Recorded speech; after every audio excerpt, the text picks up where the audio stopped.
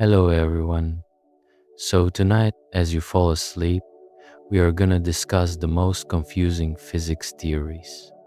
As always, I put all the research info I read up before making this video in the description for anyone who wants to dive in a little deeper. This took quite a while to make, so it would be nice if you listened. And without further ado, we can begin. So settle in, let your breathing slow down a little, and let's start right at the place where physicists first started realizing that the universe was not going to cooperate with any of the sensible stories they had been telling about it. For most of the history of science, light was a debate. That sounds strange to say out loud, because light is the one thing that seems the most obvious, the most immediately present, the most taken for granted. You open your eyes and there it is. But for centuries, nobody could agree on what light actually was made of. Isaac Newton, who was as confident as a person can be about things, thought light was made of tiny particles. He had reasons. When you shine light and it casts a sharp shadow that looks like something traveling in a straight line, bouncing off surfaces the way a ball would, particles made sense. Then a guy named Thomas Young came along in the early 1800s and did something that, to Newton's way of thinking, should not have worked at all. Young set up a barrier with two very thin slits cut into it, and he shone light through it onto a screen on the other side. What he expected to see, if light were particles, was two bright bands on the screen, one behind each slit, the way you would see two columns of sand if you poured it through two gaps. What he actually saw was something completely different. He saw a whole pattern of alternating bright and dark bands spreading across the screen. Not two columns, a whole series. Light and dark, rippling outward from the center. And that pattern, that alternating stripe pattern, only happens with waves. When waves pass through two openings, the waves coming out of each opening overlap with each other. Where two peaks meet, they reinforce each other and make a brighter spot. Where a peak from one meets a trough from the other, they cancel each other out and leave a dark spot. That is called interference, and it only happens with waves. Particles do not do that. Particles do not cancel each other out. So Young's experiment seemed to settle it. Light is a wave, fine, case closed. And then physics went back to feeling comfortable about itself for about 100 years or so, until the early 1900s, when something called the photoelectric effect came up and ruined everything again. The photoelectric effect is something you can actually verify without fancy equipment, in principle. If you shine light onto certain metals, electrons get knocked off the surface. That is the basic observation. The strange part is what happens when you change the light. If you make the light brighter, you would expect the electrons to get knocked off with more energy, because more light means more energy hitting the surface. But that is not what happens. Making the light brighter just knocks off more electrons at the same energy. The only way to knock off electrons with more energy is to use light with a higher frequency, meaning blue or ultraviolet light, rather than red light.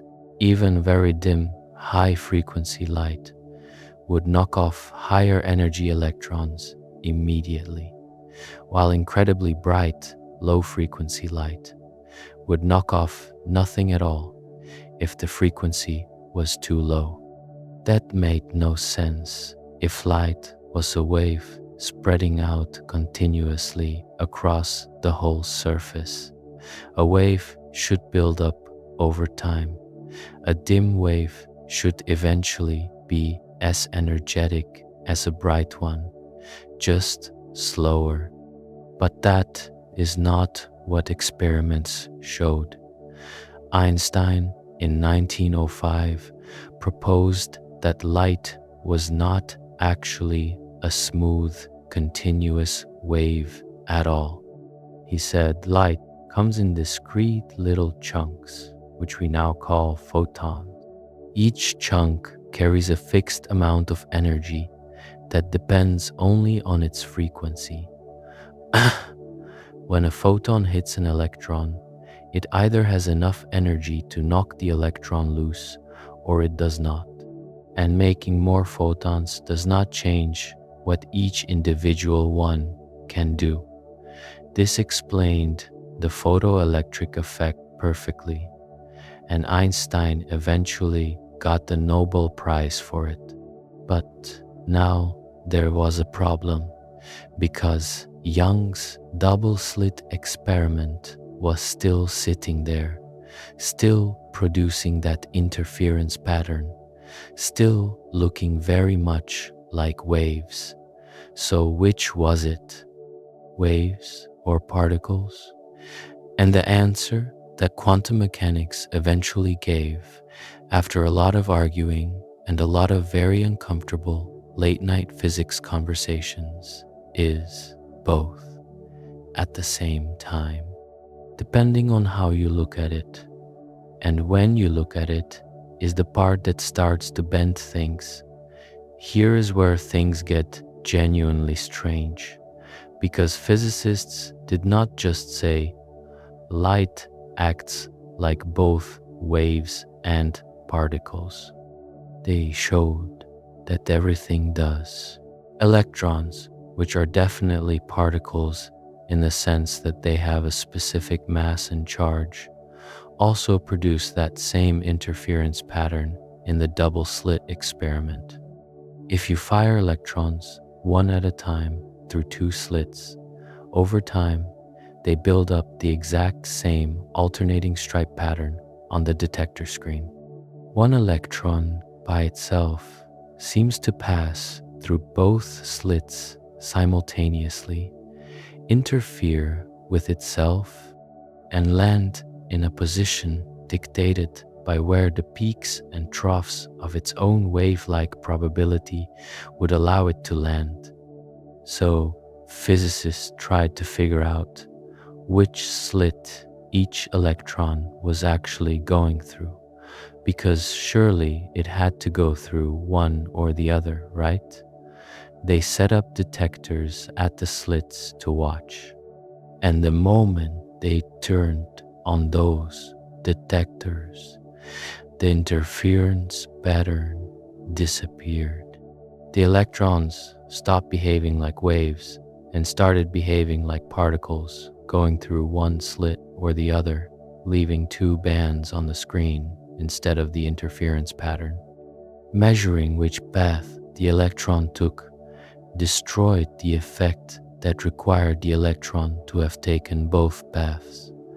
The act of looking changed what happened, and this is not a flaw in the equipment.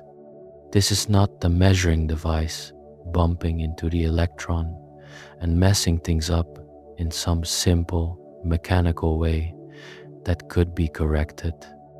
The more carefully physicists studied it, the more it seemed like the measurement itself, the simple act of gaining information about which path was taken, was what caused the change in behavior.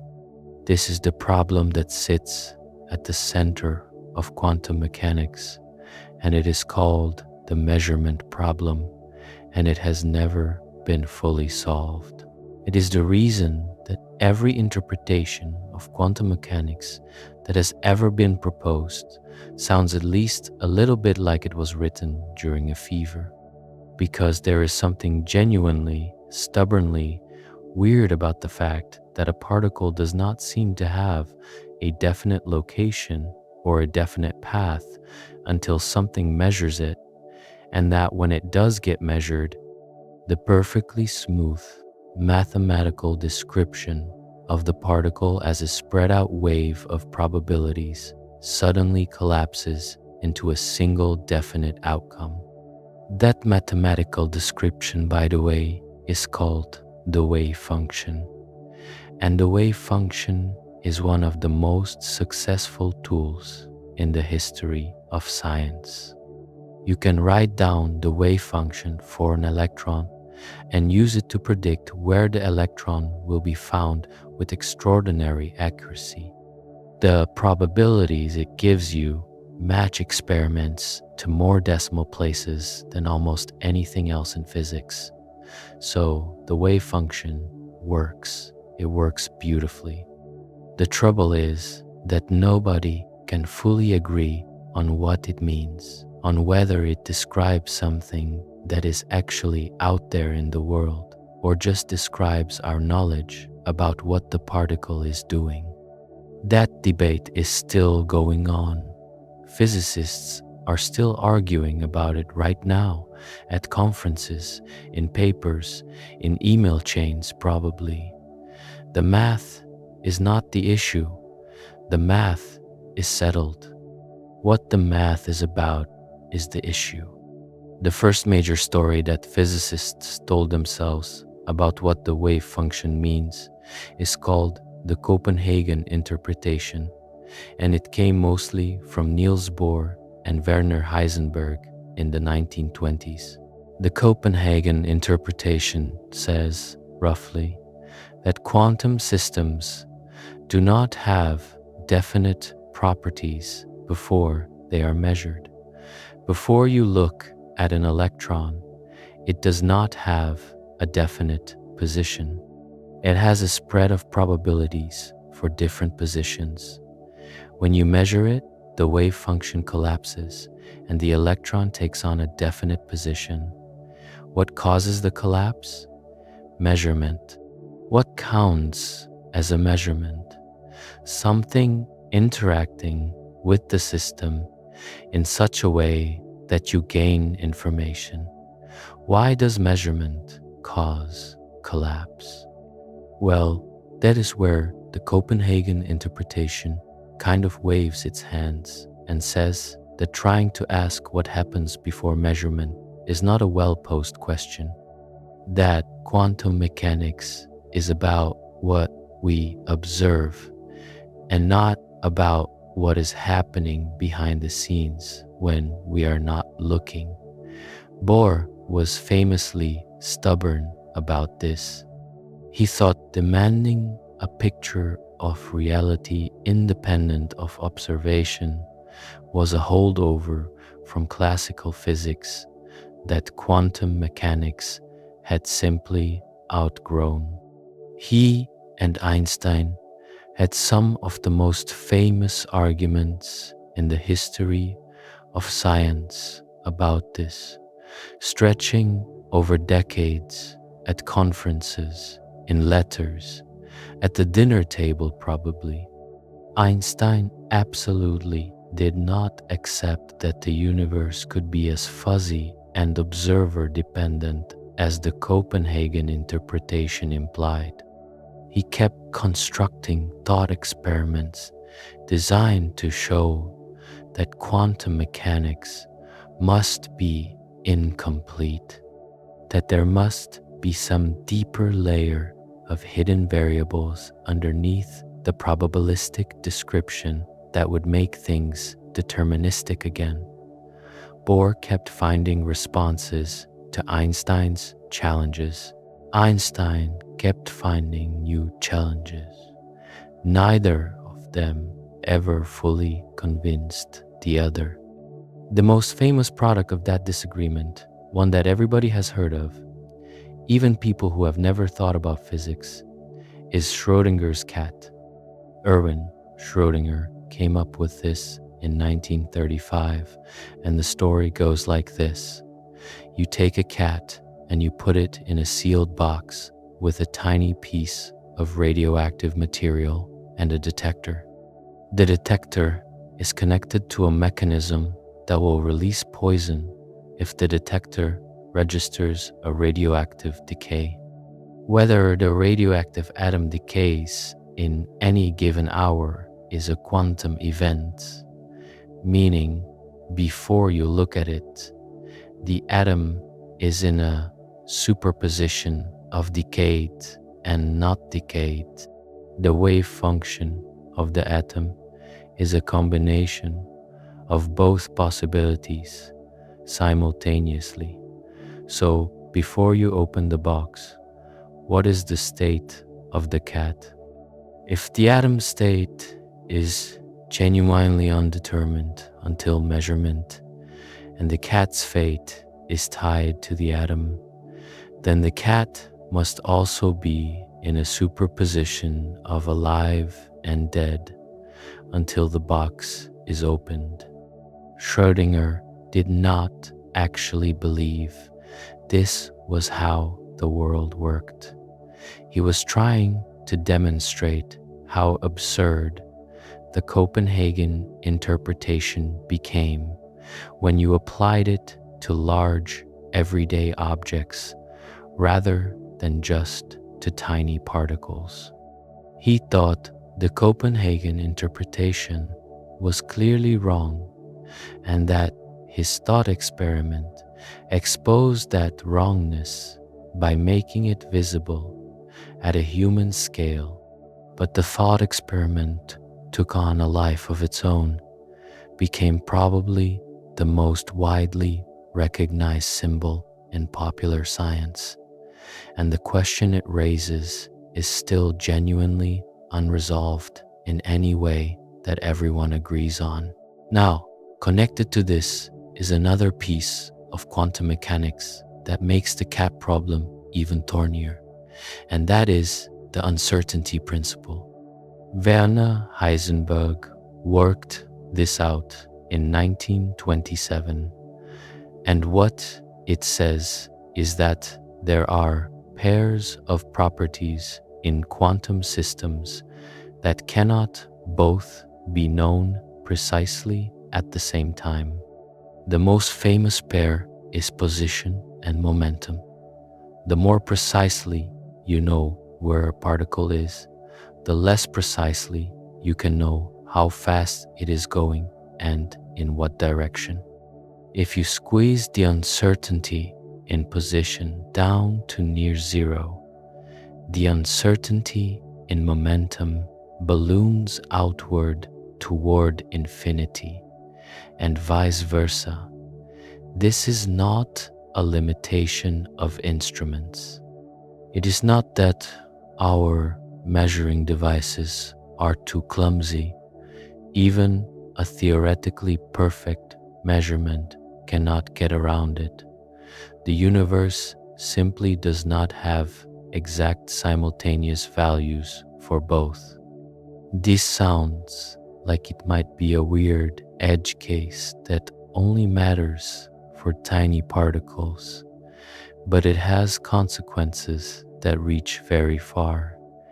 It means that even a perfect vacuum with nothing in it is not truly empty, because if it were perfectly empty, everything in it would have a perfectly known state of stillness, which the uncertainty principle forbids.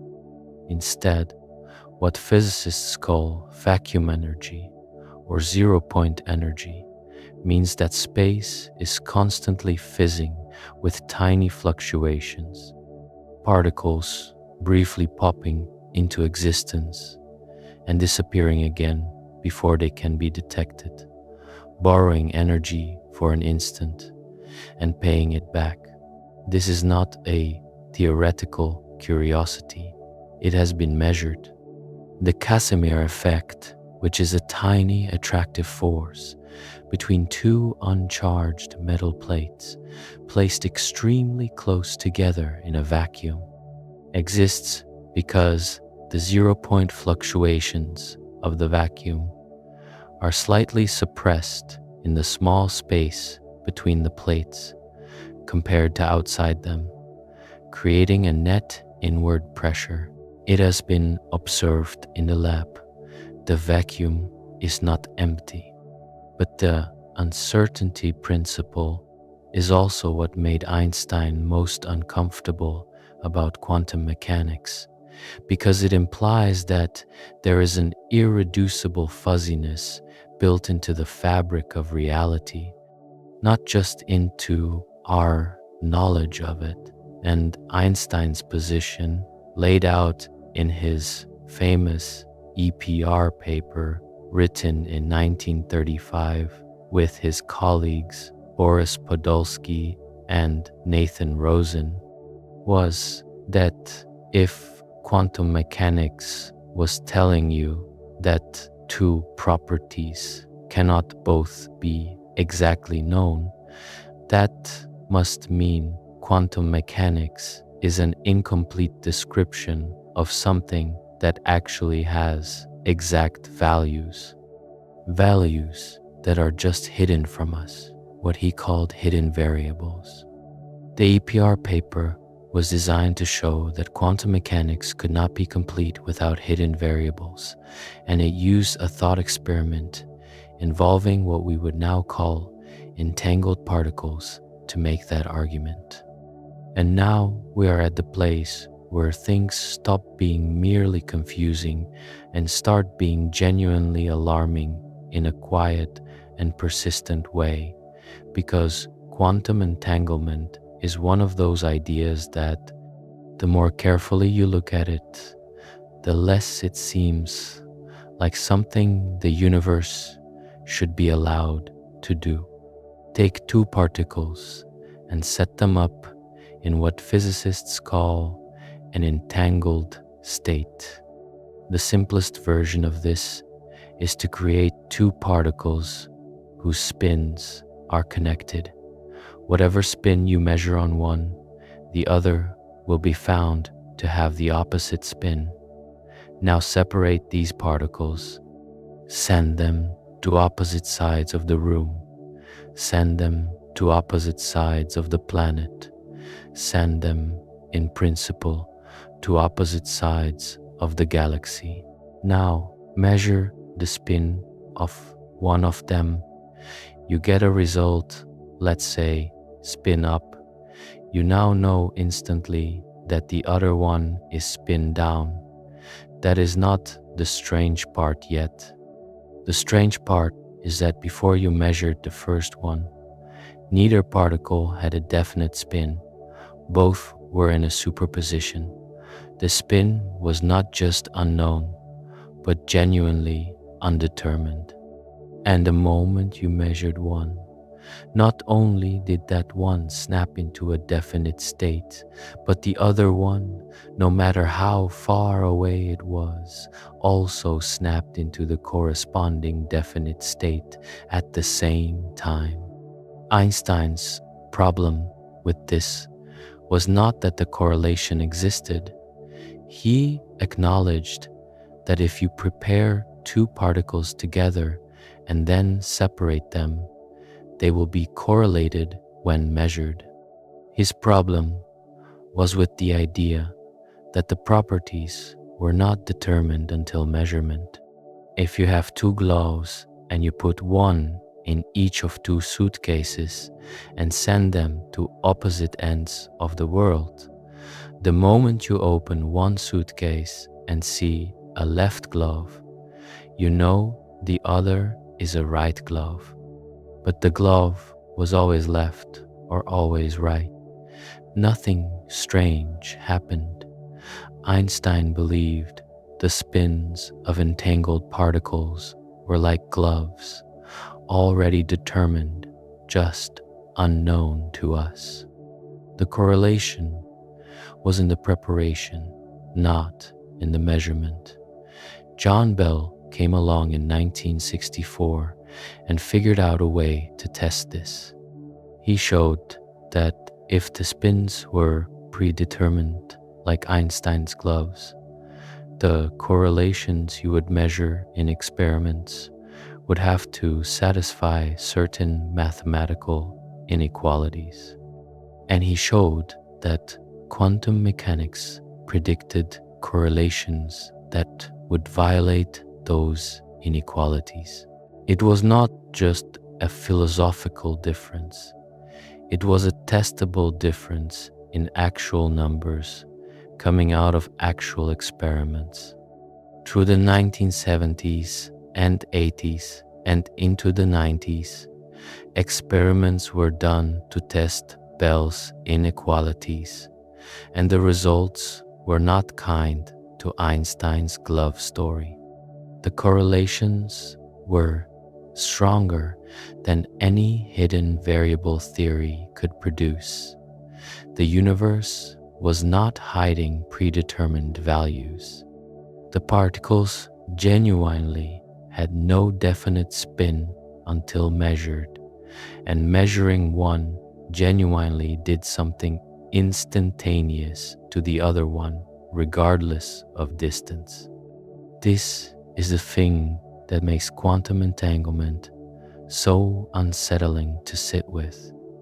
The correlations are there. They cannot be explained by any local, hidden variable theory. They were confirmed with enough care and rigor that 3 physicists shared the Nobel Prize in Physics in 2022 specifically for that work. And yet no information travels from one particle to the other. You cannot use the entanglement to send a message faster than light, because you cannot control what result you get when you measure your particle. You just get a random result, and your friend on the other side also gets a random result, and the results are correlated in a way that cannot be locally explained. But neither of you can communicate through this correlation, because neither of you can control it. The universe allows the correlation, but not the communication. It is as if nature specifically designed it to be as strange as possible, while still technically not violating the rule about nothing going faster than light. So the correlations are there, and they are unexplained in any deep sense, and they are one of the main reasons that physicists started inventing alternative interpretations of quantum mechanics, because the Copenhagen interpretations answer to where the correlations come from is essentially to say that asking that question is outside the scope of physics, and a lot of people found that deeply unsatisfying.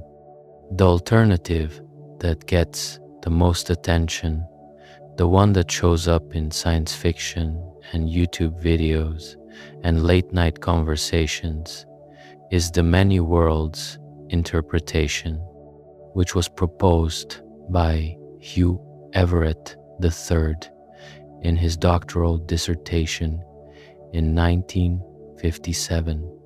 Everett's idea was simple and radical in equal measure. He said, what if the wave function never collapses? What if the Schrödinger equation, which describes how quantum states evolve over time, is always correct, always applies, and there is no special rule for what happens during measurement? Because if you take the Schrödinger equation seriously and apply it to the whole universe, what it tells you is that when a measurement happens, what actually occurs is that the measuring device and the observer become entangled with the particle being measured. The whole system, particle plus detector plus observer plus everything connected to the observer, evolves into a superposition of all the possible outcomes at once. There is no collapse. Every outcome happens. In the many worlds interpretation, the branching you see in quantum mechanics is not a particle choosing one outcome over another. It is the universe splitting, or more precisely, the wave function branching, so that every possible outcome of every quantum event occurs in some branch. In the branch where you measured the electron and found it spinning up, there is also a branch where you measured the same electron and found it spinning down. In both branches, the version of you in that branch has no access to the other branch and experiences only the outcome that happened there. The randomness you perceive in quantum mechanics is not randomness in any absolute sense. It is the fact that you, as an observer, only ride one branch of the wave function, while all the others continue to exist and evolve, containing other versions of you who got other results. Schrödinger's cat, in the many worlds interpretation, is both alive and dead, not because of some metaphysical ambiguity, but because when the box is opened and you observe the cat, the universe branches. In one branch, the cat is alive, and you experience that. In the other branch, the cat is dead, and another you experiences that. Both are equally real in the sense that the wave function gives them equal standing. What you experience as the cat being in one state or the other is just the fact that your branch only contains one outcome. This interpretation has an elegance that appeals to a lot of physicists. It takes the mathematics of quantum mechanics completely seriously without adding any extra rules about collapse. It explains entanglement in a way that does not require anything to travel between particles. The correlations between entangled particles are correlations within the branching wave function, perfectly local from the wave function's perspective.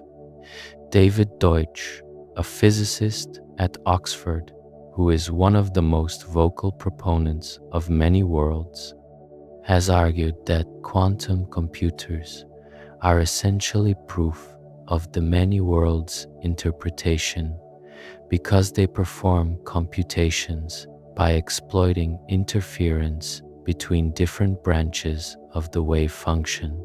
But many worlds comes with its own discomforts. The most obvious one is the sheer number of branches. If the universe branches every time any quantum event occurs anywhere, and quantum events are occurring constantly in every atom, in every cubic centimeter of space in the entire universe, the branching is not just enormous. It is beyond any number that has a name. Every moment contains an incomprehensible proliferation of worlds. Many physicists find this ontologically extravagant. They would rather have wave function collapse, which seems like a physical cost, than an infinite fracturing of reality, which seems like a metaphysical one. Others point out that you should not count branches like you count apples, that the branches do not all have equal weight, and that the theory has genuinely difficult problems with how to recover the probabilities that quantum mechanics predicts from a deterministic framework where everything happens. Why does a physicist in the lab observe spin up 60% of the time and spin down 40% of the time in a theory where both branches always occur? That question is called the probability problem in many worlds, and it has generated a very large amount of technical work and remains not fully resolved.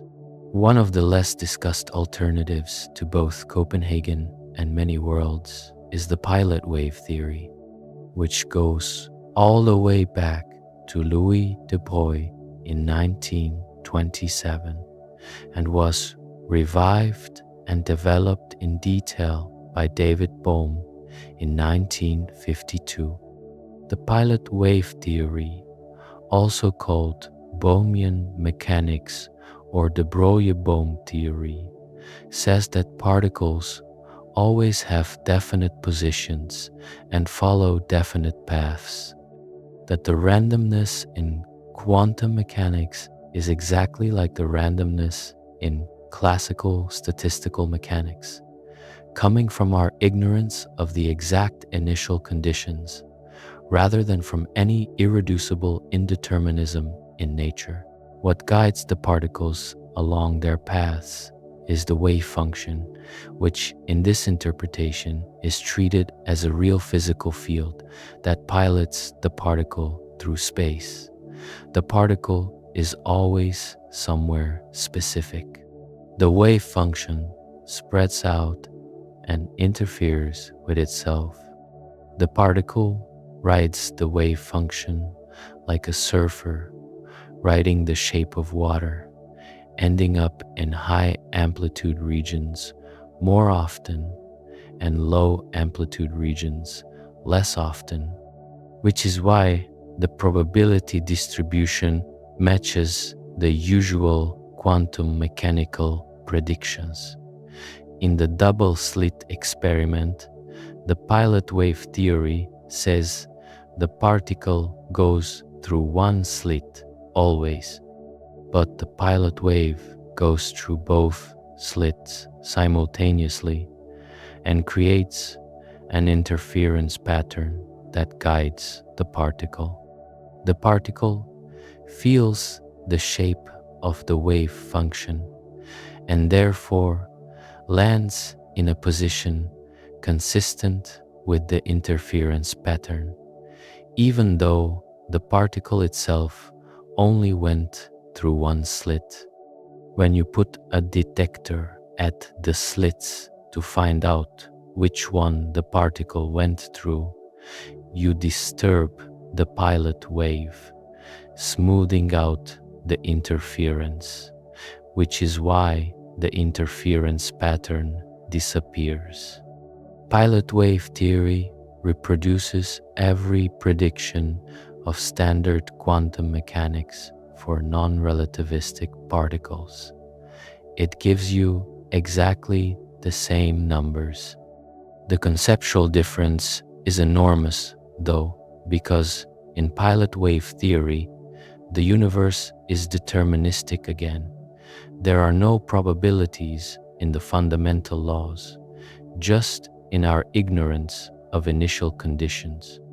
There is no measurement problem because particles always have definite positions, and the appearance of a measurement simply reveals a position that was always there.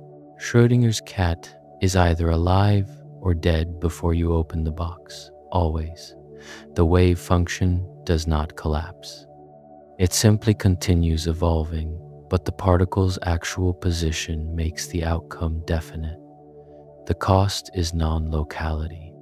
Because the pilot wave theory needs the wave function to pilot the particle, and the wave function of an entangled pair exists in a higher dimensional space that ties the particles together, measuring one particle instantaneously affects the guiding equation, for the other particle, no matter where it is.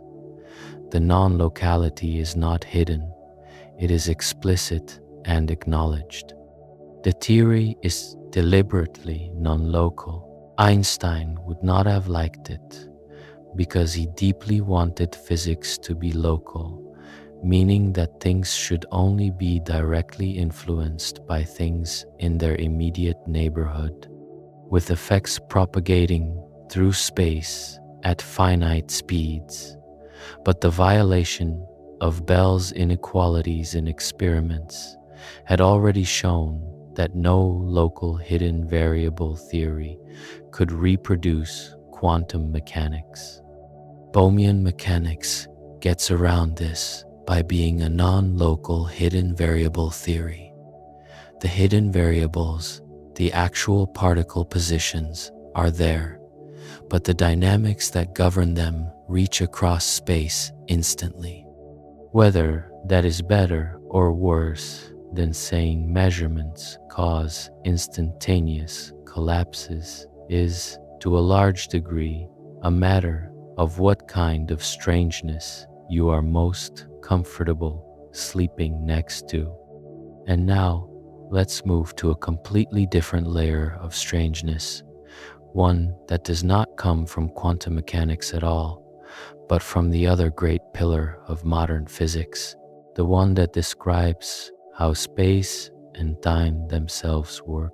Because once you understand that even Newtonian mechanics, which seemed so solid and reliable for over 2 centuries, was just a very good approximation of something far stranger, you start to get a sense of how uncertain the ground is under all of this.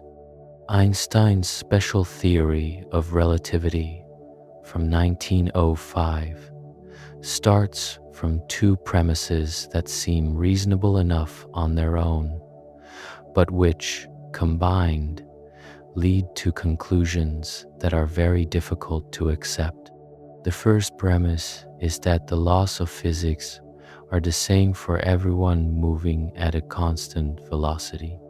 You can be in a smoothly moving train car with no windows and do any physics experiment you like, and you will get the same results as someone standing still outside, because there is no experiment that can distinguish constant motion from rest. The second premise is that the speed of light is the same for everyone, regardless of how fast the person measuring it is moving or how fast the source of the light is moving. This second premise is the strange one. In everyday experience, speeds add up. If you are on a train moving at 100 kilometers per hour and you throw a ball forward at 10 kilometers per hour, the ball is going 110 kilometers per hour relative to the ground. That is how speeds work. Einstein said that this rule breaks down for light. If you are on a spaceship moving at half the speed of light and you turn on a flashlight pointing forward, the light does not move at 1.5 times the speed of light relative to the ground. It moves at exactly the same speed of light relative to the ground as it does relative to you. Light always moves at the same speed no matter what. And for that to be consistent, something else has to give. The something else is time and space themselves.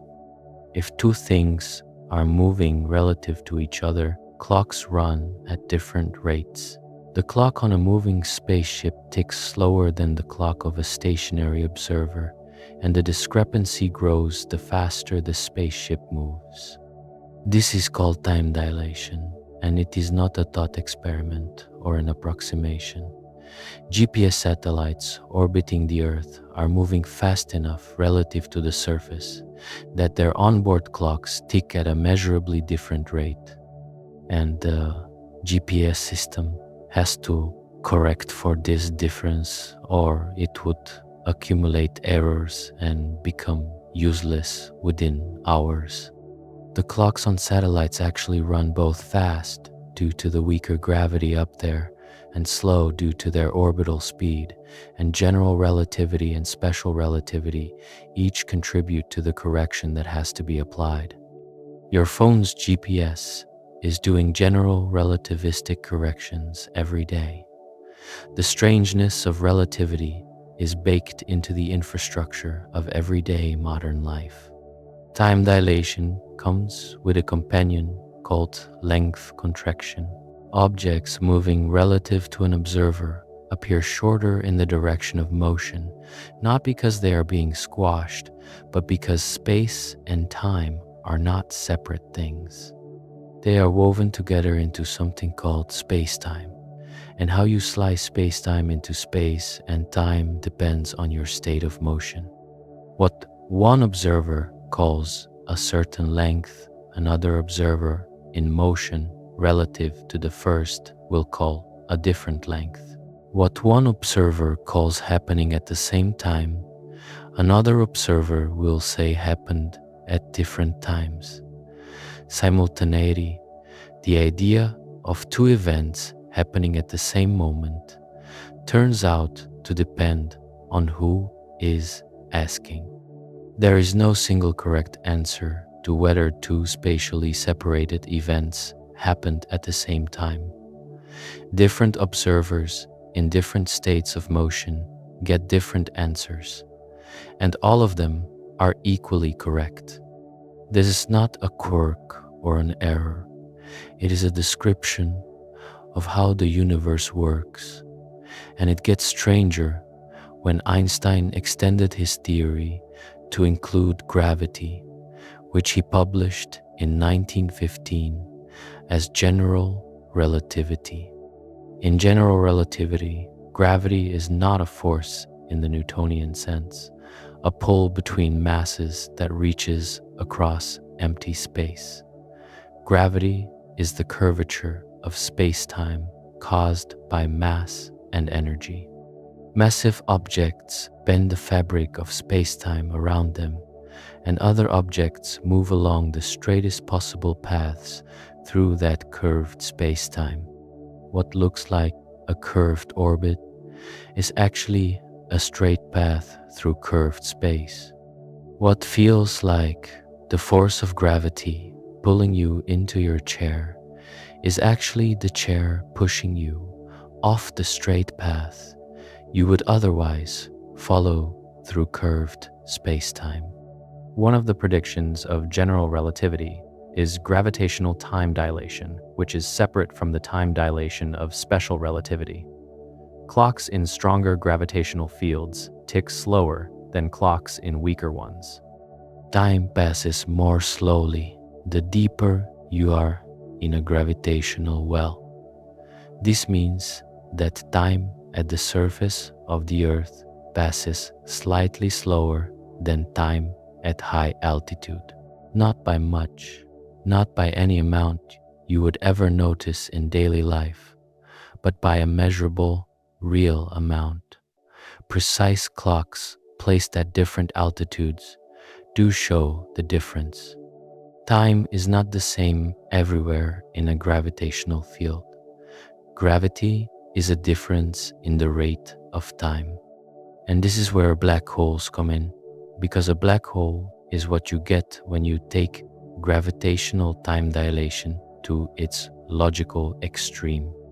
A black hole forms when a massive object collapses under its own gravity into a region so small and so dense that the curvature of space-time around it becomes so extreme that not even light can follow a path that escapes. The boundary of no return is called the event horizon. From outside the black hole, you can never receive any information from inside the event horizon, because any signal trying to get out would have to travel faster than light to escape the gravitational curvature.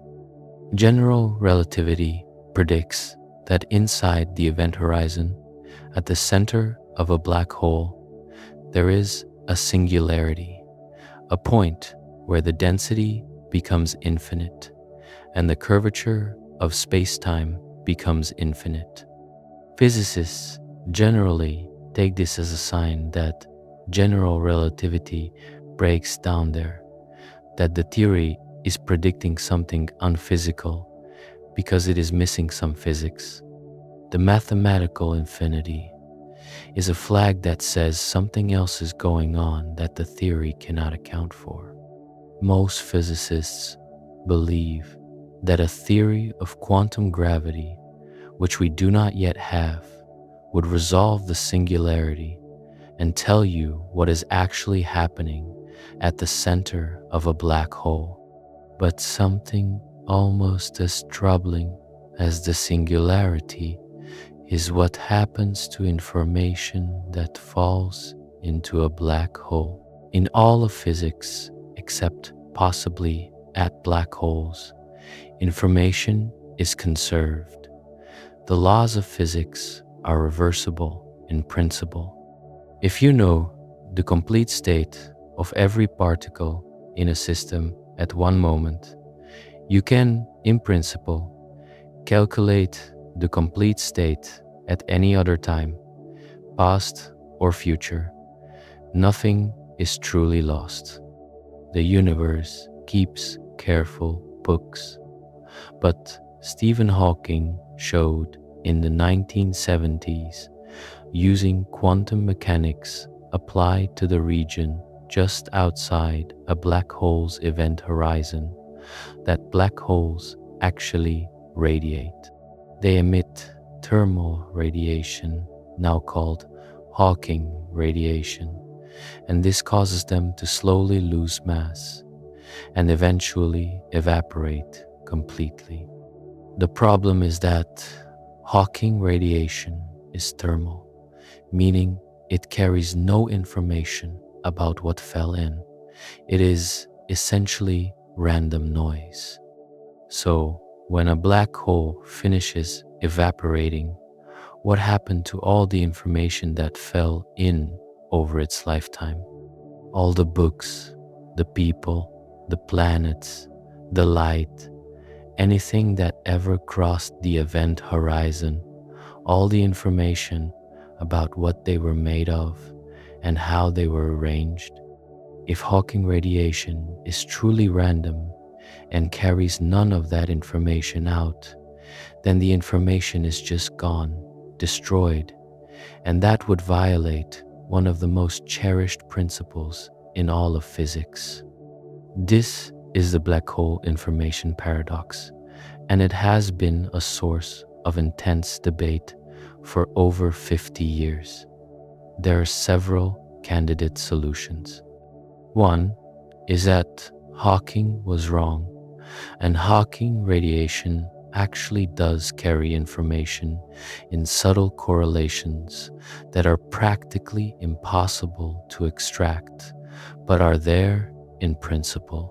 This is now the majority view among physicists who work in string theory and related areas, because string theory and the mathematics of the holographic principle seem to suggest that information is preserved in a way that is hard to see but consistent. Another possibility, much less popular now, is that information really is destroyed at black holes and quantum mechanics needs to be modified. A third is that there are tiny stable remnants left over after evaporation that store the information in some form. None of these answers is completely satisfying, and none is experimentally verified, because we have never actually watched a black hole evaporate, and we have no way to do so with our current capabilities. But the information paradox is what pushed physicists toward the holographic principle, which is one of the most mind-bending ideas in modern theoretical physics. And it grew directly out of trying to understand what black holes do to information. Jacob Bekenstein showed in the early 1970s, and Hawking confirmed soon after that black holes have entropy. Entropy is a measure of the number of ways the internal arrangement of a system can be varied without changing its outward appearance. The more entropy a system has, the more information is needed to fully describe its internal state. Normally, you would expect the entropy of an object to scale with its volume, because more volume means more room for internal arrangements. But Bekenstein and Hawking found that the entropy of a black hole scales with the area of its event horizon, not with its volume. The information content of a black hole is proportional to its surface area, measured in units of Planck areas, where each Planck area carries roughly 1 bit of information. This was already strange, but Gerard Hoof and Leonard Susskind pushed it further in the 1990s into what became the holographic principle. They argued that the entropy of black holes was not just a curious fact about black holes, it was a hint about the nature of space itself. Maybe the amount of information needed to describe any region of space scales with the area of the boundary of that region, not with its volume. Maybe all the physical information that describes what is happening inside a volume is somehow encoded on the two-dimensional surface surrounding it, the same way a hologram encodes a three-dimensional image on a flat surface. Maybe the universe as we perceive it, with its three spatial dimensions and all the stuff moving around in it, is in some sense a projection from a lower dimensional description written on some distant boundary. Juan Malacena gave this idea its most concrete mathematical form in 1997 in a paper that has become one of the most cited in the history of physics.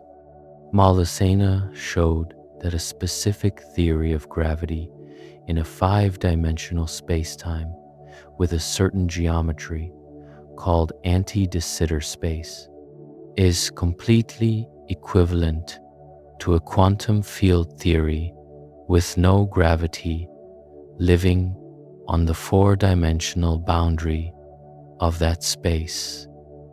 The two theories describe the same physics. They give the same answers.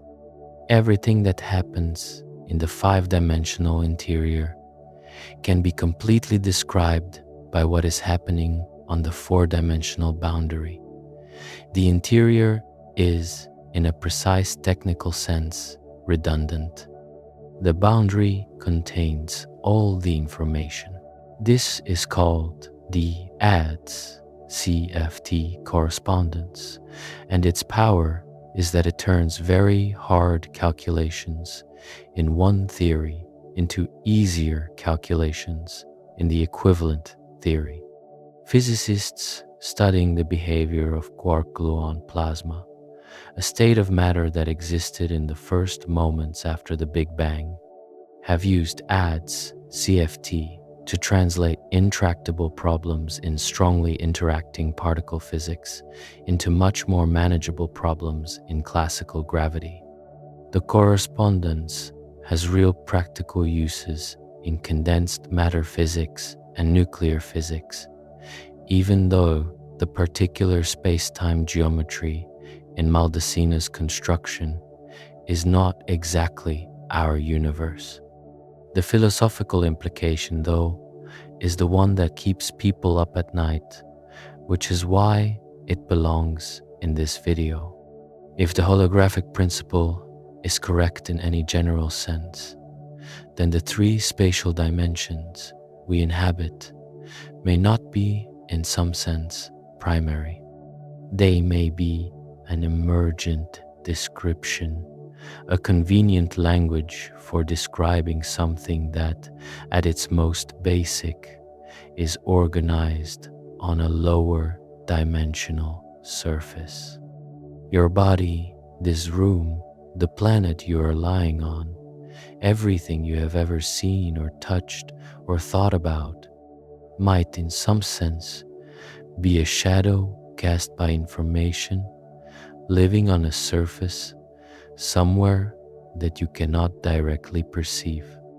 What that actually means about whether the three-dimensional world around you is in any meaningful sense what you think it is, nobody is sure. But it is a perfectly consistent mathematical picture.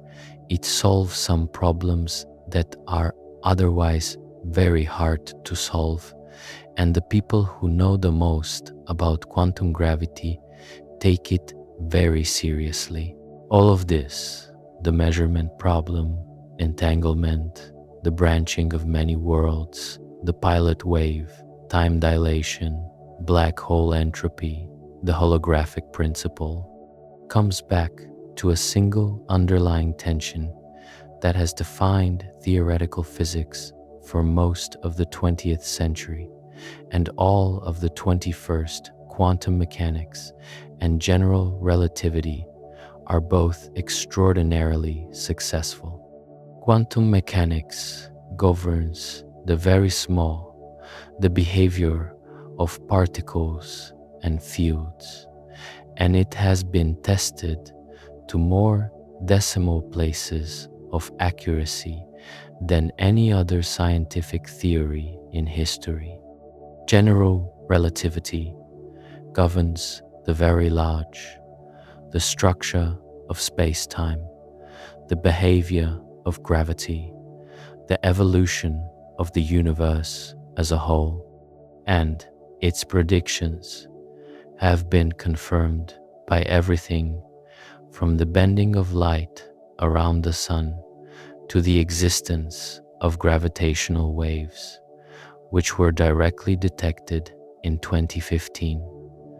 Both theories work. Neither has ever given a wrong answer in its own domain. The problem is that they cannot both be right in the same way at the same time. When you try to combine them, to apply quantum mechanics to the gravitational field, the way you apply quantum mechanics to the electromagnetic field, you get nonsensical answers. Infinities appear where there should be finite numbers. The calculations break down. The math refuses to be consistent. This is not a minor technical issue. It is a sign that the two theories rest on incompatible foundations. Quantum mechanics requires that even the vacuum fluctuate, that there are always tiny quantum jitters in every field, and if you apply this to gravity, you get a vacuum energy of the gravitational field that is staggeringly large, many orders of magnitude larger than what is actually observed. Why the quantum vacuum energy is not much larger than it is, given what the equations seem to predict, is called the cosmological constant problem, and it is one of the deepest unsolved problems in physics. The search for a theory that combines quantum mechanics and general relativity into a single consistent framework is called the search for quantum gravity, and it has been going on for decades without a fully satisfactory result. The leading candidate, and the one that has attracted the most physicists and the most attention for the past 40 or so years is string theory. String theory starts from a deceptively small change to the picture. In the standard picture of particle physics, particles are point-like objects with no spatial extent, true mathematical points. String theory says they are not points, but tiny one-dimensional objects, strings. The strings are incredibly small, around the Planck length, which is approximately 10 to the negative 35 meters, a scale so far below what any current or foreseeable instrument could probe that it may as well be a theoretical construct for all practical purposes. The strings vibrate, and different vibrational patterns of the same fundamental string correspond to different particles. An electron is a string vibrating one way. A quark is a string vibrating another way. A photon is a string vibrating yet another way. The graviton, the hypothetical particle that carries gravity in a quantum theory of gravity, also emerges naturally as one of the vibrational modes of a string. This is the big promise of string theory. Gravity comes out of it automatically, which is something that had resisted all previous attempts to build a quantum theory of gravity. But string theory comes with complications. For the mathematics of string theory to be consistent, space-time needs to have more dimensions than the 4 we experience, not just a few more.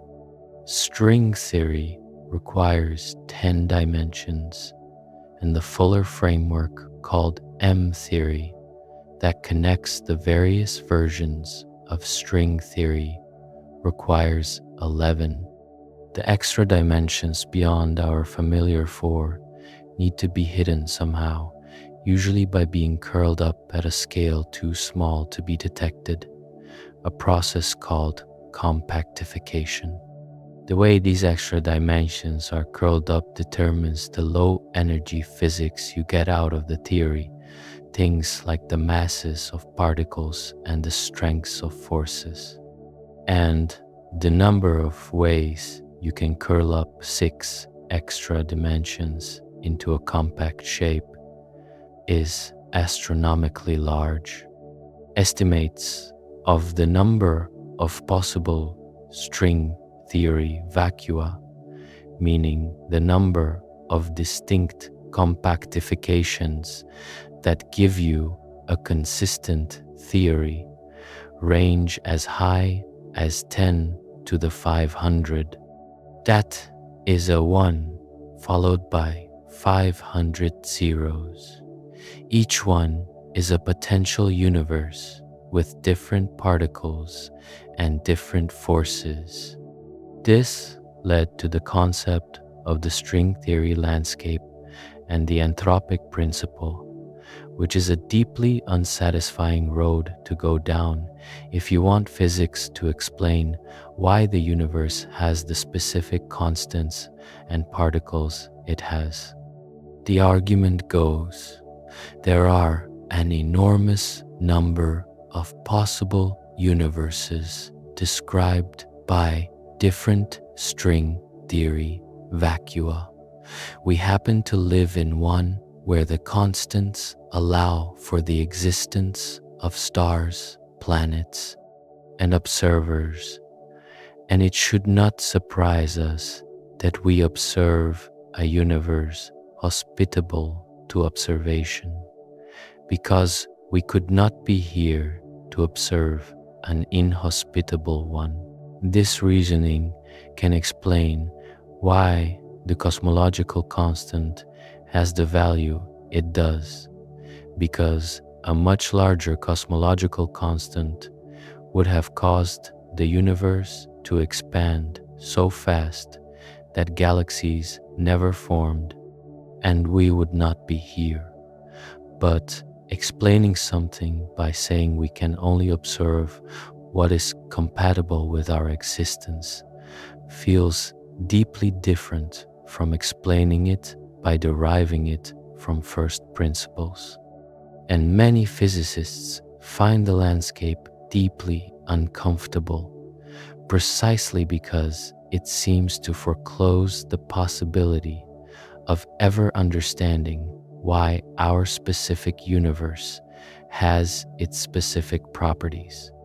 String theory also has a problem that has been raised loudly by critics, including Lee Smolin and Peter White. Despite decades of work and an enormous number of brilliant people contributing to it, string theory has not made a single confirmed testable prediction. It has made many predictions that would require energies far beyond any foreseeable collider experiment to test. It has produced beautiful mathematics and many insights. It has given tools used in condensed matter physics and nuclear physics through the ADS CFT correspondence. But as an actual candidate theory of quantum gravity, a theory whose predictions about our universe can be tested, it remains unverified. Whether this is because the theory is wrong or because the predictions are at scales we cannot yet reach is itself a subject of debate. The main alternative to string theory as a candidate theory of quantum gravity is called loop quantum gravity. Loop quantum gravity takes a very different starting point. Rather than trying to unify all forces and starting from strings, loop quantum gravity tries specifically and only to quantize gravity, to apply the tools of quantum mechanics to the gravitational field described by general relativity. The result, at least in the current form of the theory, is a picture of space itself as being made of discrete chunks, not continuous, granular. Quantum mechanics already tells us that many things that look continuous at large scales, like energy, are actually made of discrete units when you look closely enough. Loop quantum gravity says that space itself is the same. At the Planck scale, space is made of individual loops, or more precisely, the theory involves a network of interconnections called a spin network, and the volume and area of regions of space can only take on certain discrete values, the way energy in quantum mechanics can only take on certain discrete values. Loop quantum gravity naturally avoids the singularity at the center of black holes.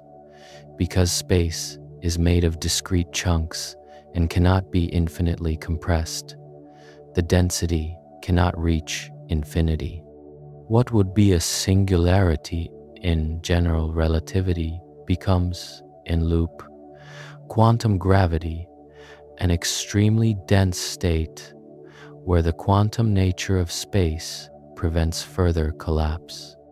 Some versions of the theory suggest that black holes undergo what is called a quantum bounce and eventually expand out the other side, potentially giving rise to something like a new expanding region. Loop quantum cosmology, the application of loop quantum gravity ideas to the Big Bang similarly replaces the initial singularity of the standard cosmological model with a quantum bounce, a minimum size state before which the universe was contracting. Loop quantum gravity makes the prediction that space has a granular structure at the Planck scale, but testing this prediction directly is essentially impossible with any current technology because the Planck scale is incomprehensibly smaller than anything any current experiment can probe.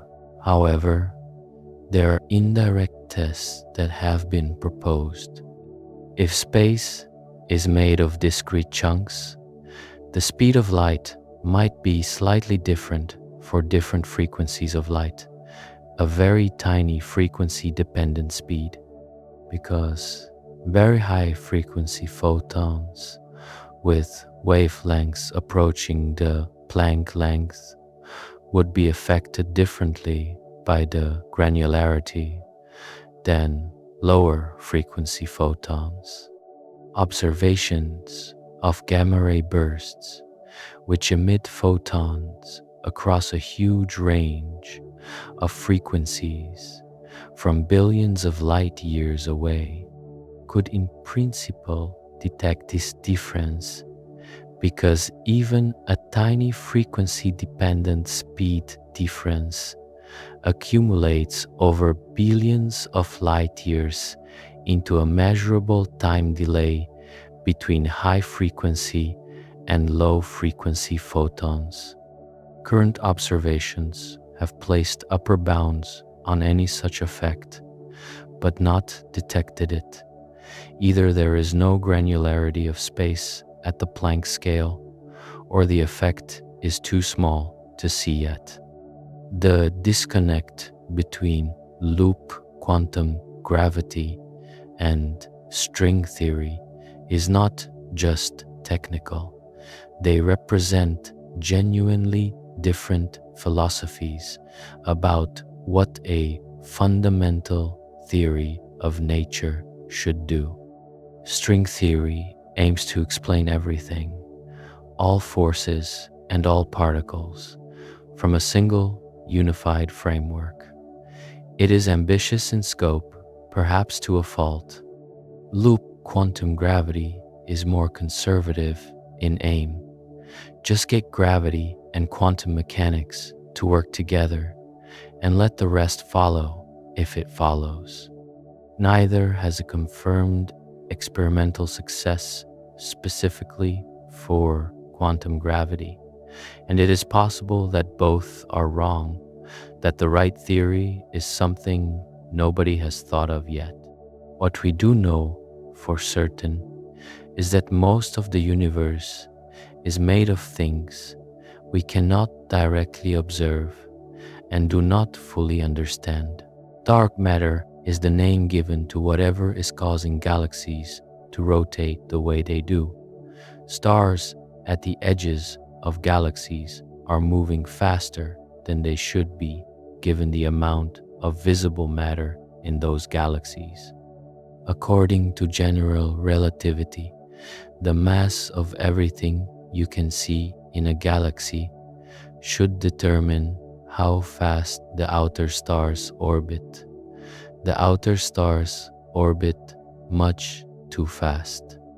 Either general relativity is wrong at these scales, which would be a very large claim requiring very strong evidence, or there is additional mass that does not emit or absorb light that is providing extra gravitational pull. Astronomers call this dark matter, and it is estimated to make up about 27% of the total energy content of the universe.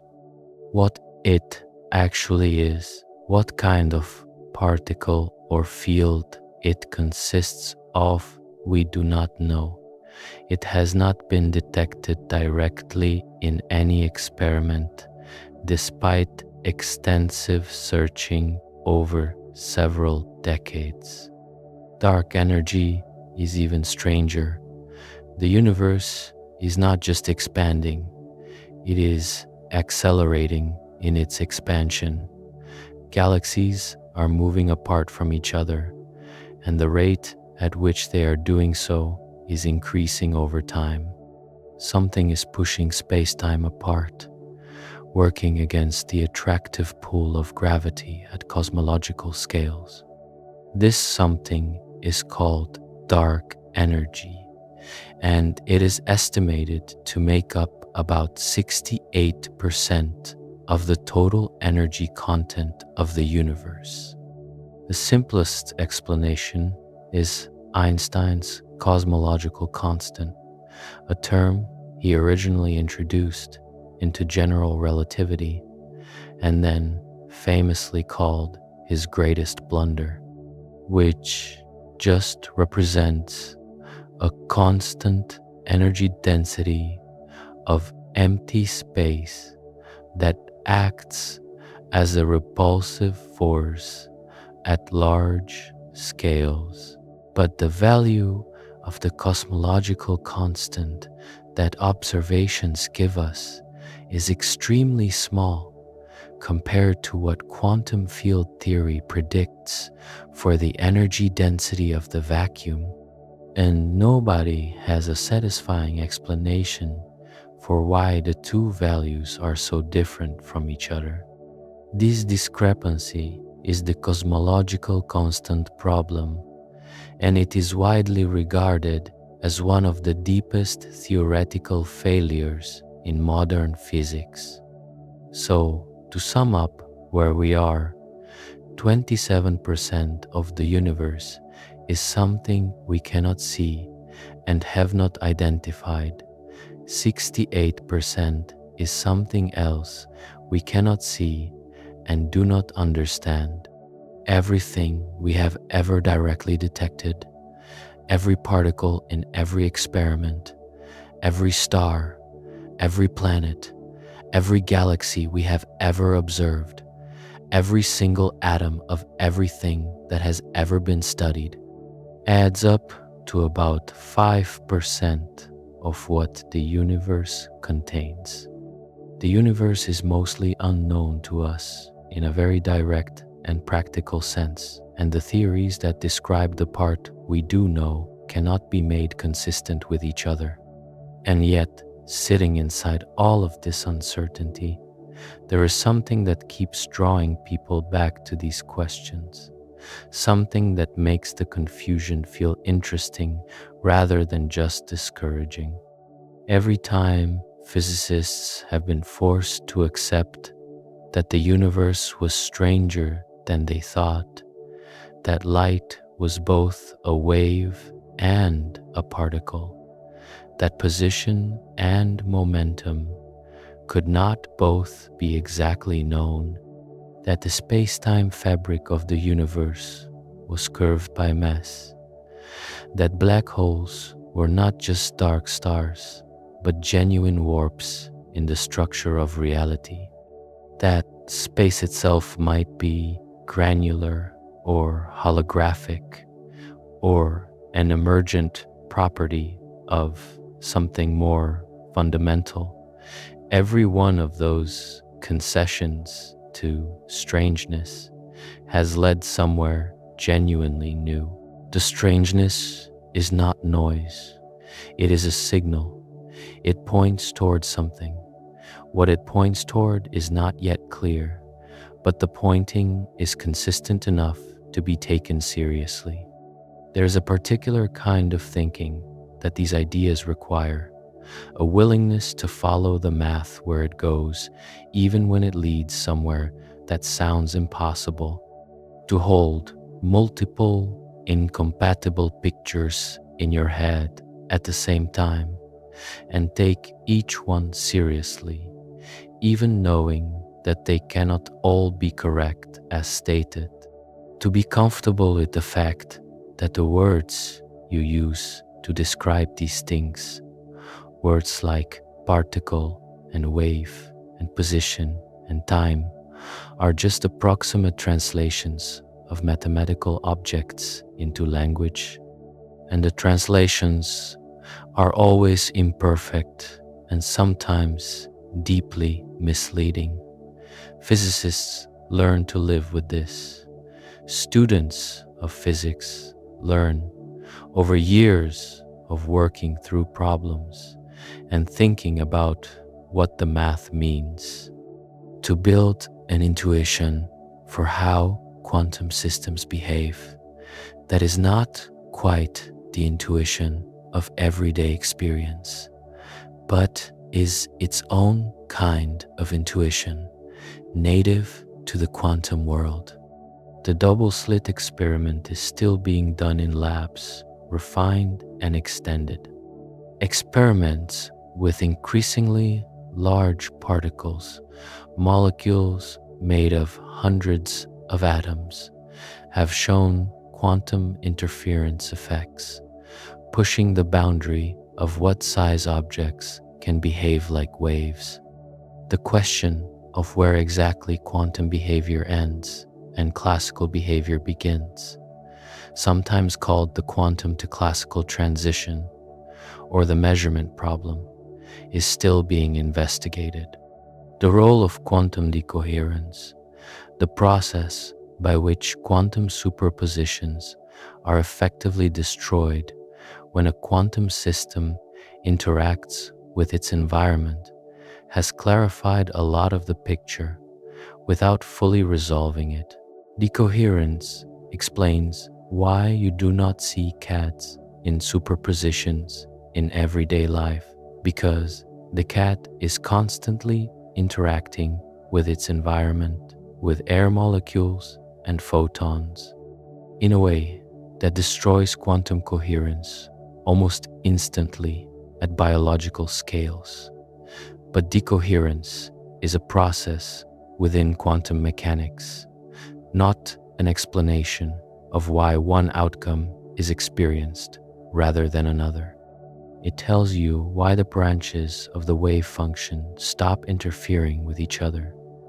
It does not tell you which branch you end up in, or what that even means. The information paradox from black holes, meanwhile, has been generating increasingly interesting theoretical work.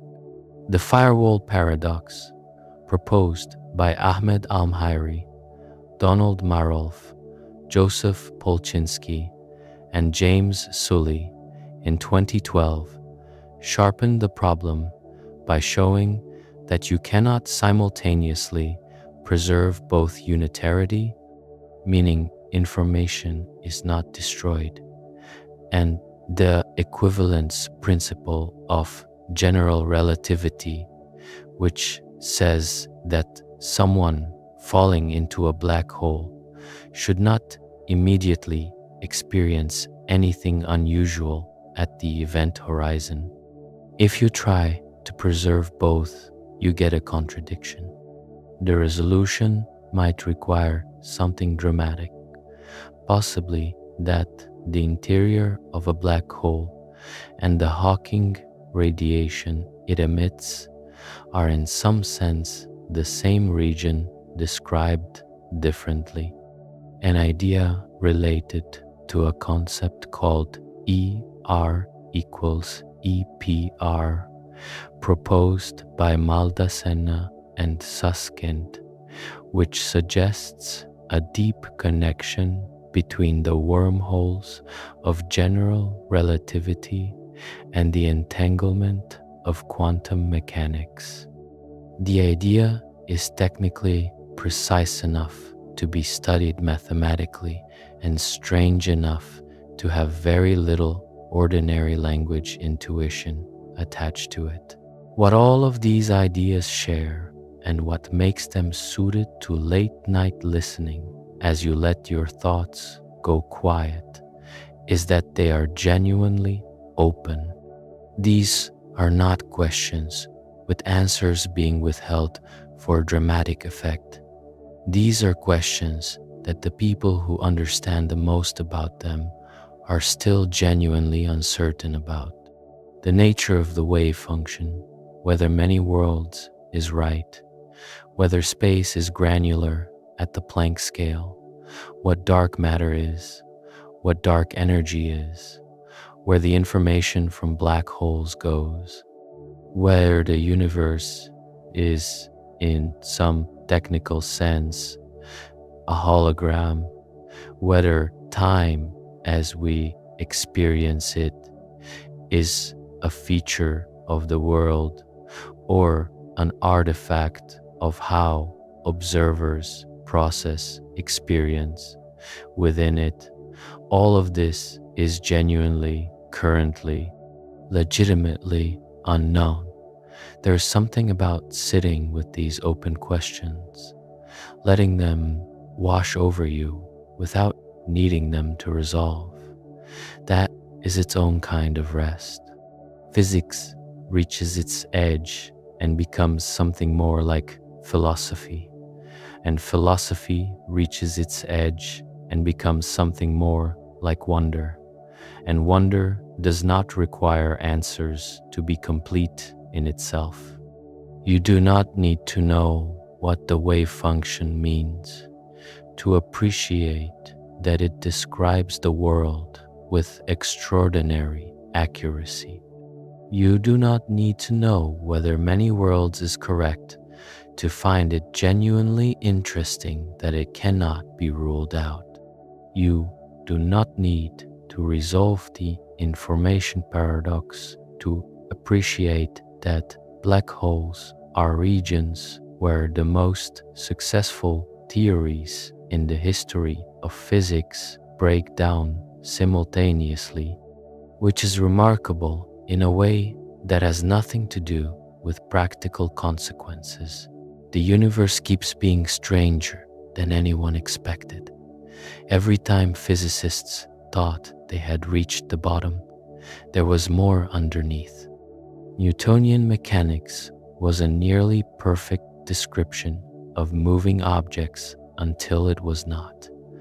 The luminiferous ether seemed like a sensible medium for light waves to propagate through until experiments showed it was not there. The atom seemed like the fundamental unit of matter until it turned out to be made of smaller things, and those smaller things turned out to be made of even smaller things, and the question of whether there is a bottom keeps getting pushed further down.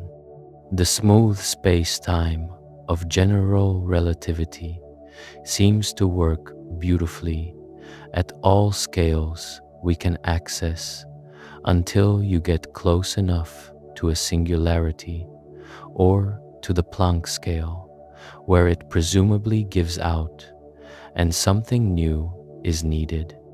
Each of these failures was not a defeat, it was a discovery.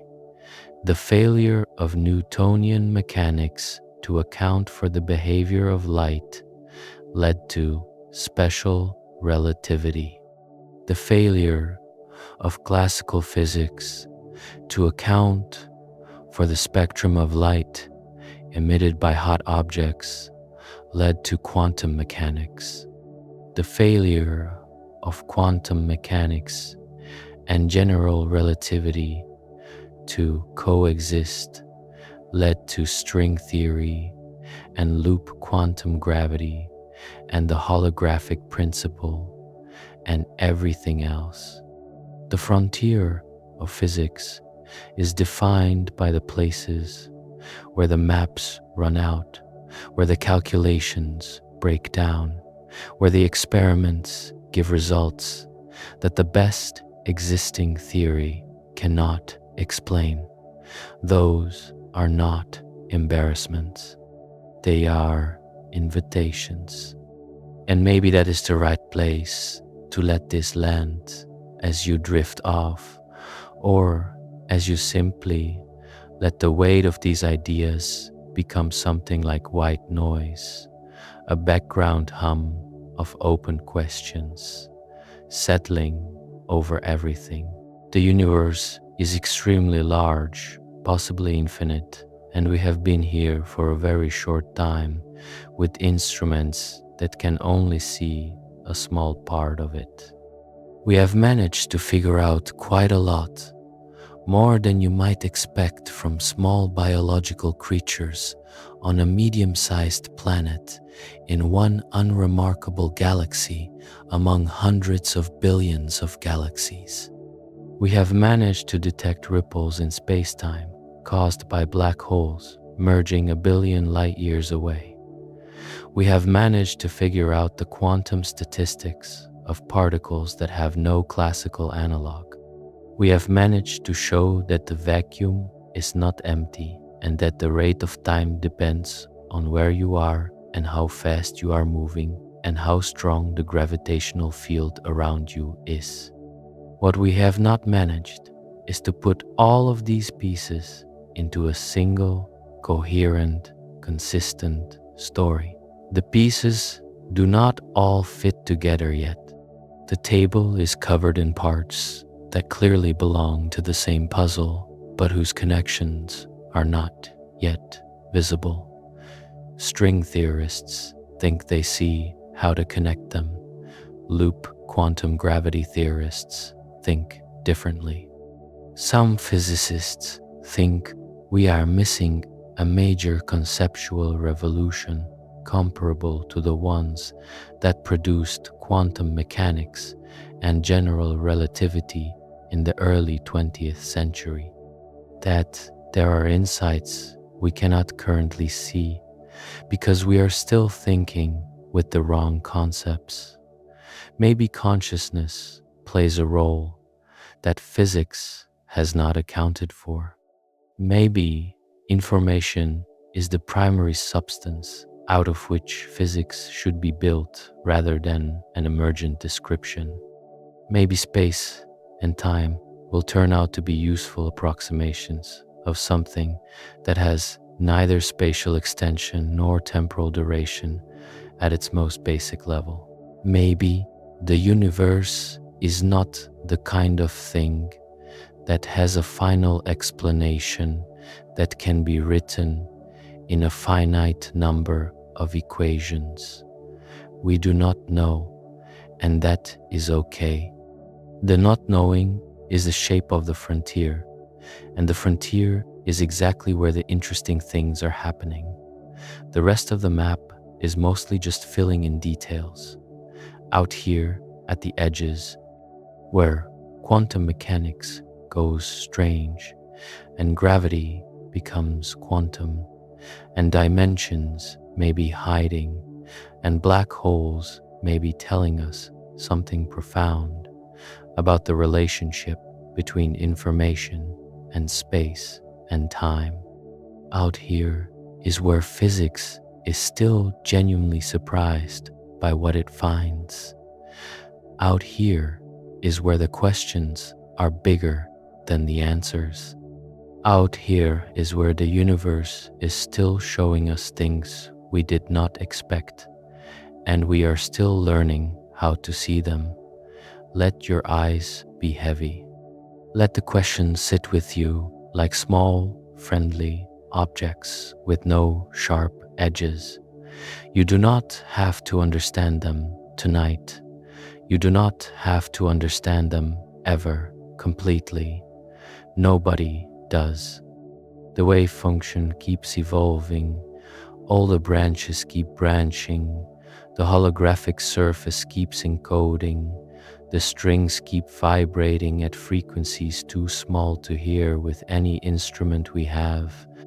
And somewhere in all of that, the universe is exactly what it has always been, doing what it does without waiting for an explanation. Sleep well.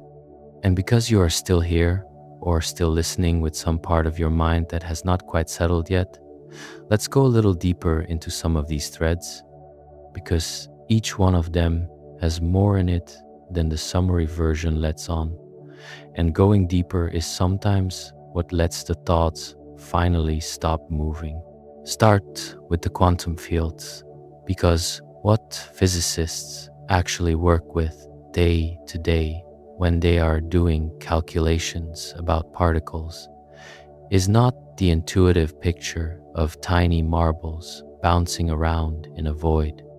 The full modern description is quantum field theory, which is a framework where the primary objects are not particles but fields, spread out across all of space, and particles are excitations of those fields, like ripples on a surface of water. The electron is not a particle sitting somewhere. There is an electron field that permeates all of space, and what we call an electron is a localized excitation of that field, a little knot of energy vibrating at the right frequency. The photon is an excitation of the electromagnetic field. The quarks inside protons and neutrons are excitations of quark fields. There is a field for every kind of particle, and the fields interact with each other, and those interactions are what we call forces. Quantum field theory is spectacularly successful. Quantum electrodynamics, the quantum field theory of electrons and photons and their interactions, predicts the magnetic moment of the electron to something like 12 decimal places, and experiments verify that prediction to the same number of decimal places. This is the most accurate prediction in the history of science. Quantum chromodynamics, the theory of quarks and the strong force that holds them together inside protons and neutrons, explains the whole zoo of particles that have been discovered in collider experiments. The standard model of particle physics, which combines these quantum field theories into a single framework covering all the known particles and 3 of the 4 known forces, is a structure of extraordinary predictive power and has been confirmed by experiment after experiment for decades. So, why is it not the final answer? Several reasons. The most obvious is that gravity is not in it. The standard model covers the electromagnetic force, the weak nuclear force, and the strong nuclear force, but it has no way to incorporate general relativity's description of gravity. When you try to treat gravity the same way you treat the other forces in quantum field theory, you get a theory that is not renormalizable, meaning the calculations produce infinite answers that cannot be tamed by the standard mathematical tricks used to deal with infinities in quantum electrodynamics and the other theories. The infinities in quantum electrodynamics can be absorbed by redefining the charge and mass of the electron in a procedure called renormalization, which gives finite and physically meaningful answers, even though the procedure involves canceling infinities against each other in a way that took decades for physicists to get comfortable with.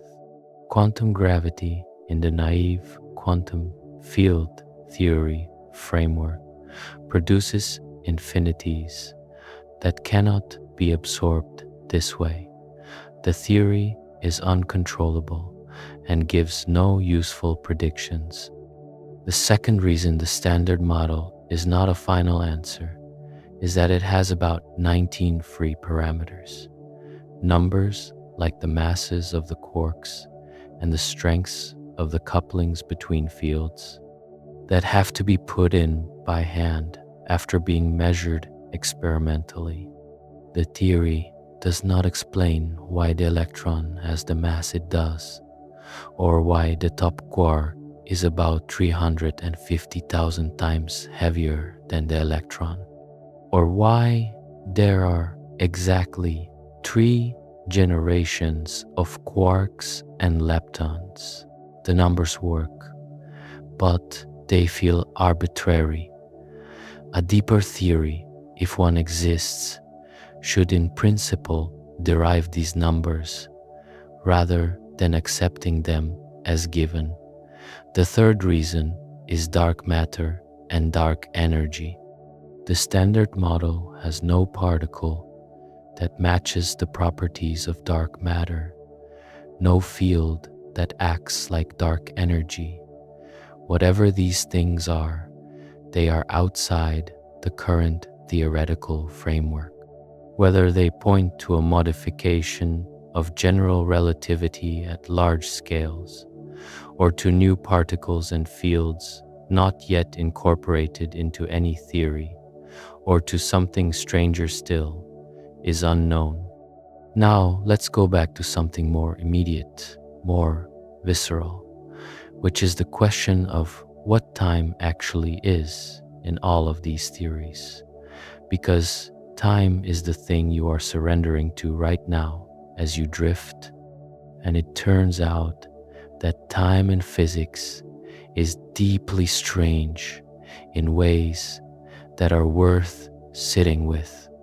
In everyday experience, time has a direction.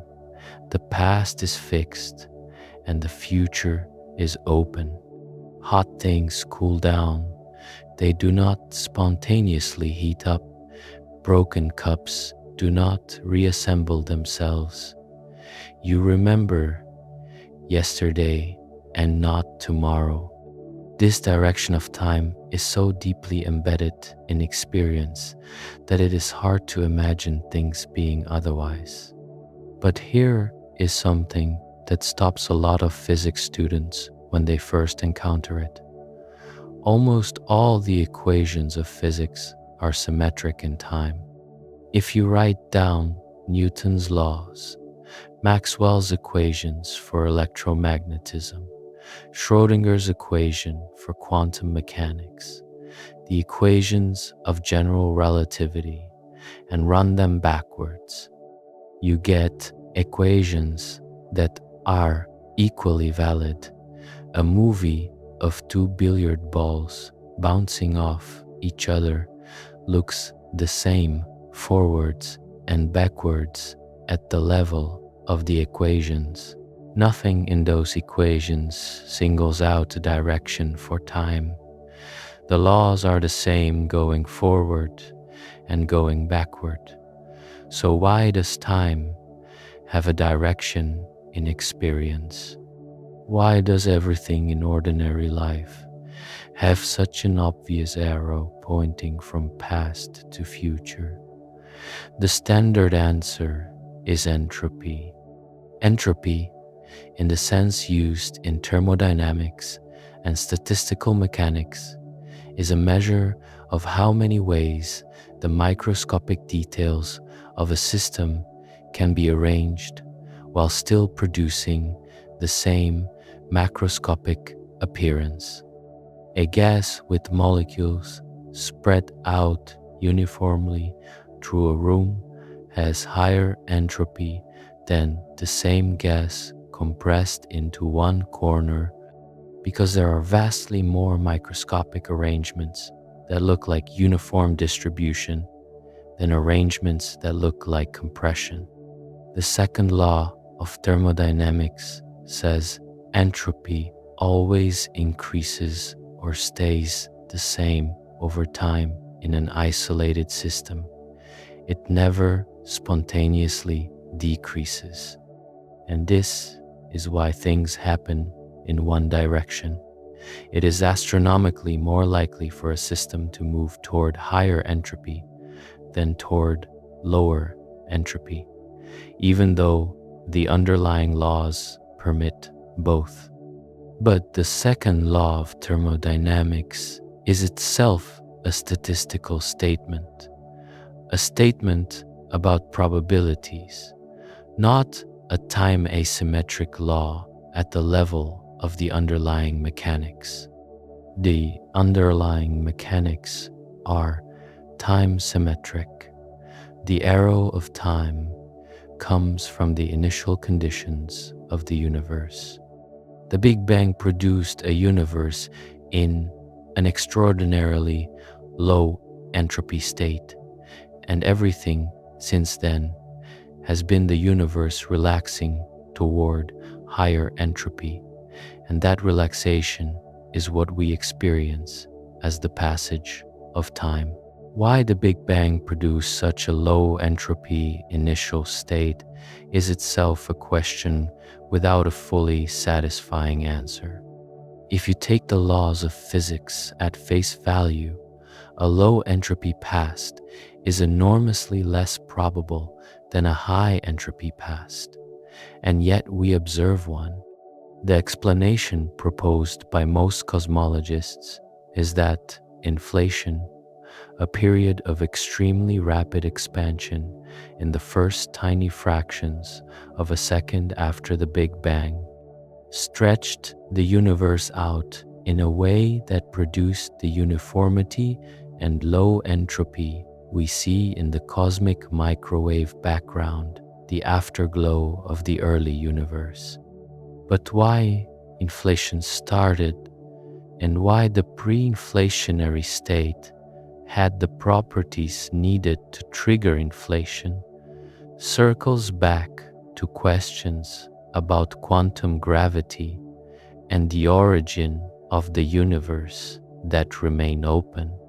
There is another issue with time in quantum mechanics that is separate from the arrow of time problem, and it is called the problem of time in quantum gravity.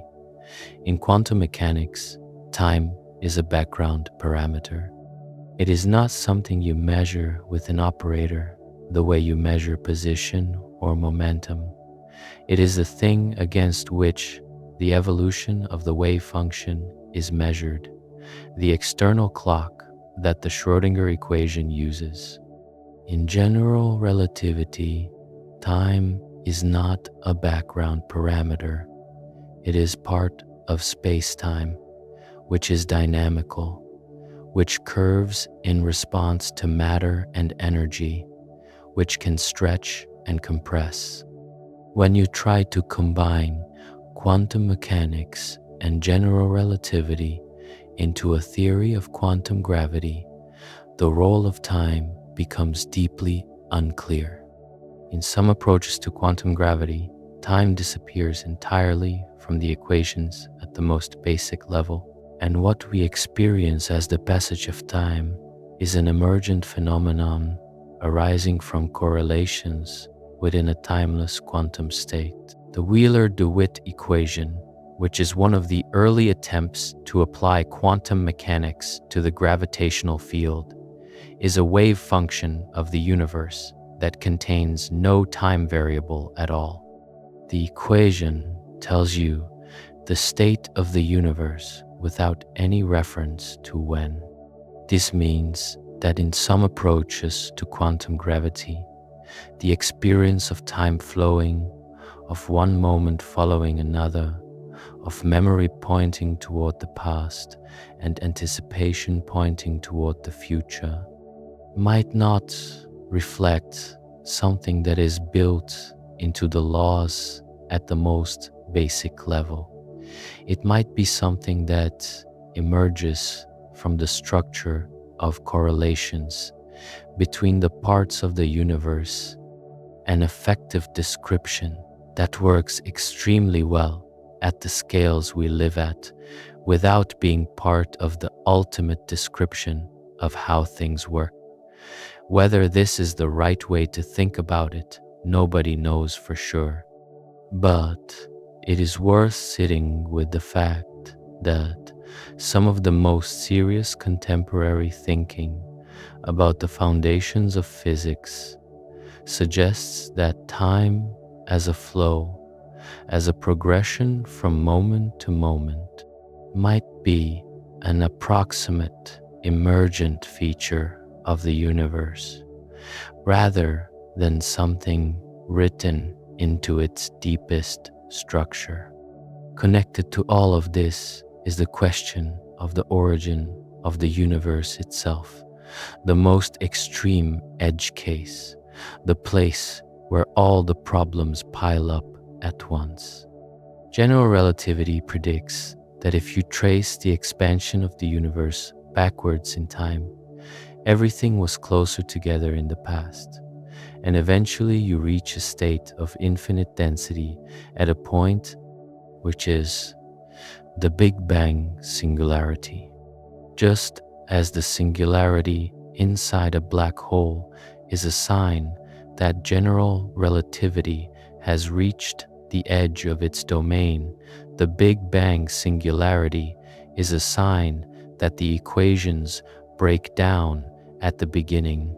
The description of the universe, as you trace it back through time, eventually reaches a wall, a point before which the description does not extend. Whether the universe had a beginning in any meaningful sense, whether time itself began at the Big Bang, is a question that depends on what theory of quantum gravity you are using. In some versions of quantum cosmology, there was no time before the Big Bang, in the same way that there is no place south of the South Pole. The question of what happened before the Big Bang would be, in this picture, a malformed question, like asking what is north of the North Pole. In other approaches, such as loop quantum cosmology, the Big Bang was a quantum bounce and there was a contracting phase before it, giving the universe an indefinitely long past that simply passed through an extremely compressed state. In eternal inflation, the Big Bang of our observable universe was a local event within a much larger multiverse that has been inflating essentially forever and spawning pocket universes throughout, so that our Big Bang was not the beginning of everything, but just the beginning of our particular batch. None of these descriptions can currently be directly tested because all the information about what happened in the very first moments after the Big Bang has been washed out by subsequent expansion and processed by subsequent physics. The earliest direct snapshot we have of the universe is the cosmic microwave background, which was formed when the universe was about 380,000 years old, which sounds like a long time, but is extremely short compared to the current age of the universe at about 13.8 billion years. Before the cosmic microwave background, there are indirect constraints from the abundances of light elements formed in the first few minutes and from the large-scale structure of how galaxies are distributed. But reconstructing the very first moments requires theoretical extrapolation that goes far beyond what can be confirmed. There is also the question of fine-tuning, which some physicists find philosophically troubling, and others find a perfectly reasonable consequence of the anthropic principle within a multiverse framework. The constants of physics, the strength of gravity relative to the electromagnetic force, the mass of the electron relative to the proton, the value of the cosmological constant, the precise values that govern the fusion processes in stars, appear to be calibrated in ways that allow for the existence of complex structures, for atoms to form, for stars to burn, for carbon to be synthesized, for planets to exist, for life to develop, Small changes to some of these constants would produce a universe that was either entirely radiation or collapsed on itself, or contained no interesting chemistry. The universe we observe seems, in some sense, arranged for complexity to exist. There are several ways to respond to this. One is the entropic reasoning already mentioned. If there are many universes with different constants, only the ones with constants allowing for observers will have observers to notice. So, it should not surprise us that we observe a universe that allows for us. Another is to look for a deeper theory that derives the constants from more basic principles and shows they could not be otherwise. A third is to accept it as a brute fact with no further explanation that these are the constants and there is no further why. Physicists and philosophers disagree about which of these responses is most satisfying, and the disagreement turns partly on views about what counts as a scientific explanation and partly on views about what the landscape of possible universes actually looks like. Let's come back to the human scale for a moment, because all of this cosmological and quantum strangeness is easy to treat as abstract, as belonging to some other domain that does not touch ordinary life. But the quantum weirdness is not confined to the tiny.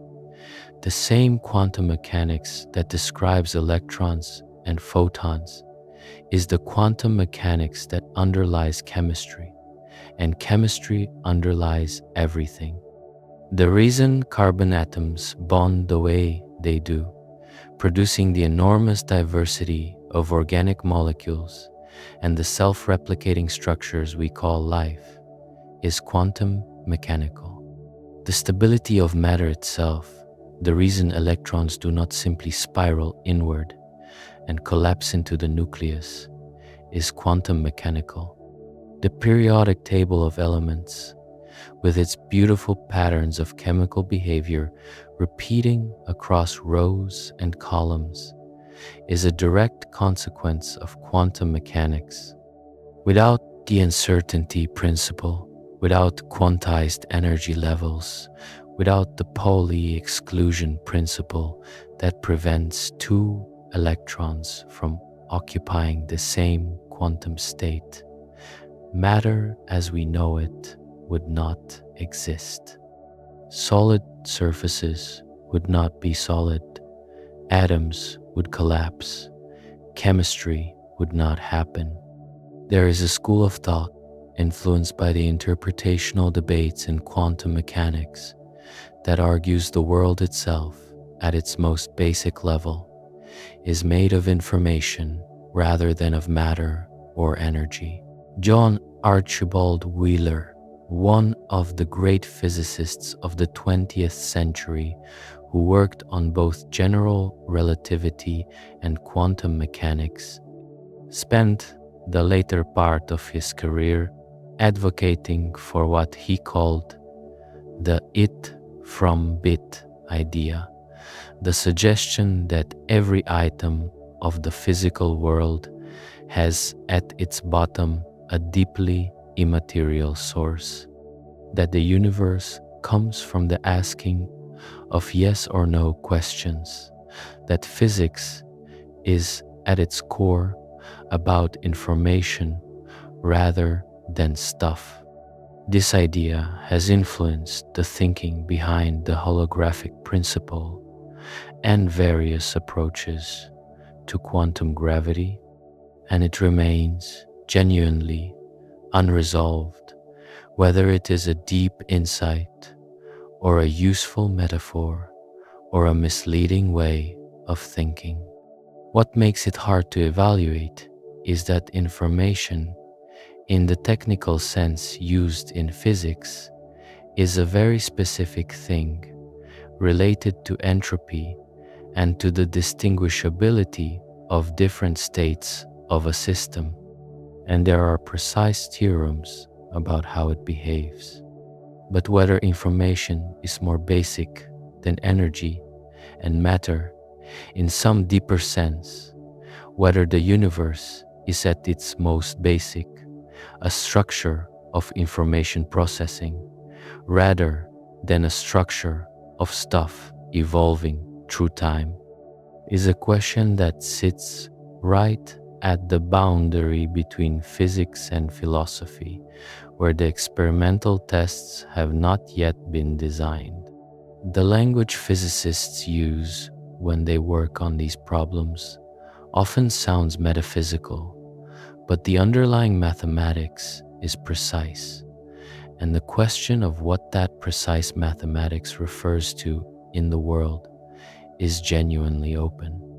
Going back to the interpretations of quantum mechanics for a moment, there is one more that deserves more than a passing mention, which is called Cubism, which stands for quantum Bayesianism, though its proponents now prefer to read the Q as just quantum. Cubism is the view that the wave function does not describe the state of the world at all. It describes the beliefs, expectations, and credences of a particular agent, a particular observer or scientist, about what outcomes they will experience when they interact with quantum systems. In Cubism, quantum mechanics is not a theory about the world. It is a theory about how to update your beliefs when you act on the world and observe the results. The wave function is a tool for a specific person to organize their experiences and predictions, not an objective description of any external reality. This might sound like a way of dodging the hard questions by declaring them outside the scope of physics, and some physicists think exactly that about Cubism.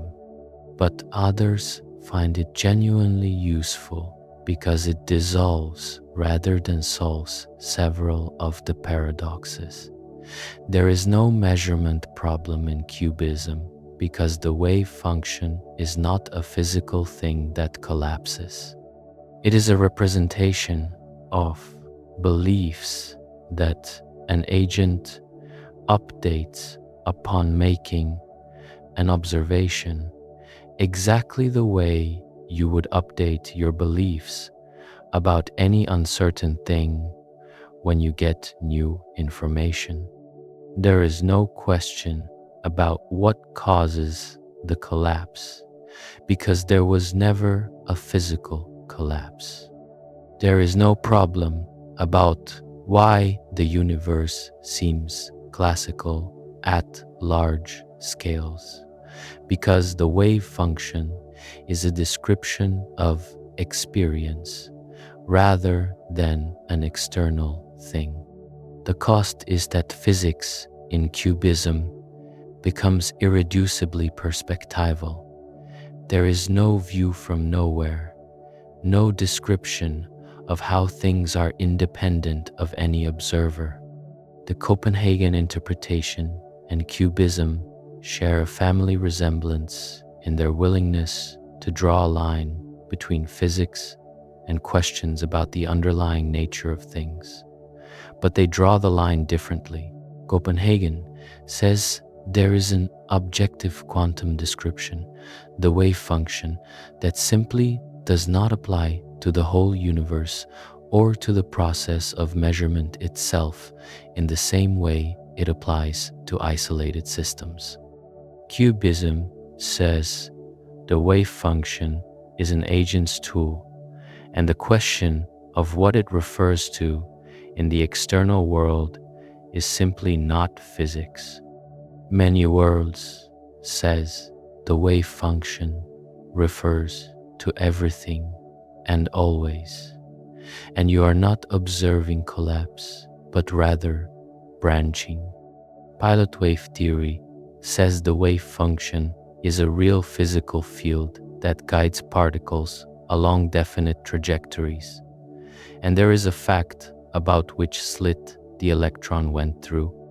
You just could not know it without disturbing the wave.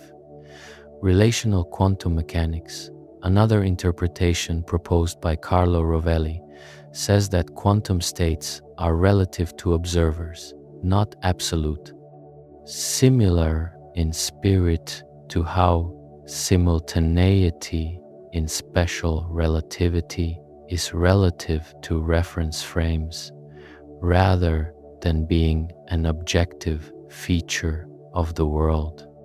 The fact that all of these interpretations are empirically equivalent, that they all give the same predictions for the outcomes of any experiment you can do, means that choosing between them is not, at least currently, a matter of looking at experimental data.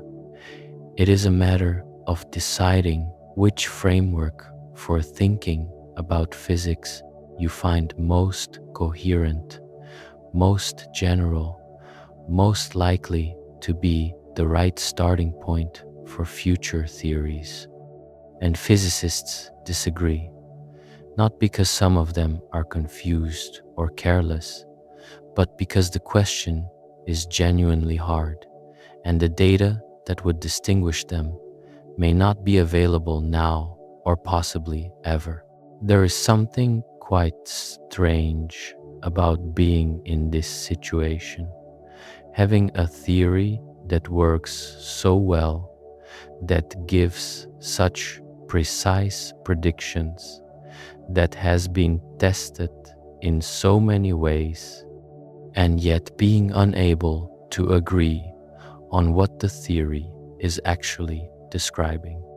It is like having a map that perfectly predicts where you will end up if you follow it, and yet not knowing whether the map is a description of a territory that exists independently of anyone looking at it, or a description of the relationship between the traveler and the territory, or the traveler's own evolving beliefs about where they will go. The map works.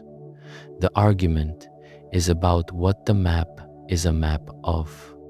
The question of the observer in quantum mechanics, the question of what counts as a measurement, the question of whether consciousness plays any special role, has attracted enormous amounts of attention and an enormous amount of uncareful thinking alongside the interesting thinking.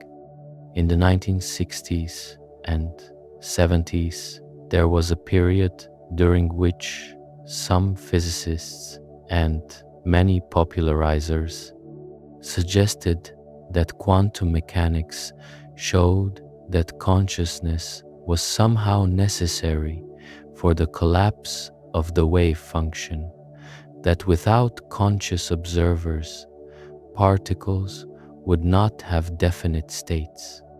This interpretation was popular for a while, and it influenced a lot of people who found it exciting that physics seemed to be pointing toward the importance of mind.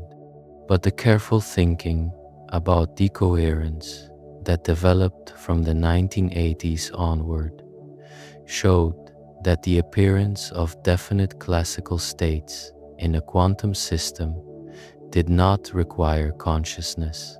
It required interaction with an environment.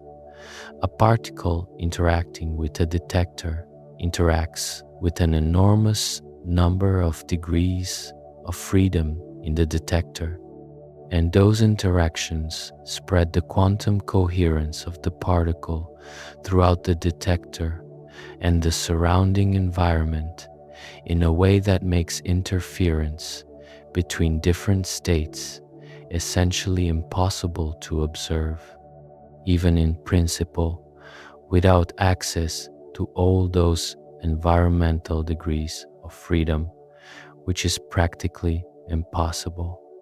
This process of decoherence happens regardless of whether any conscious being is present. A rock detecting a cosmic ray undergoes decoherence without any consciousness involved.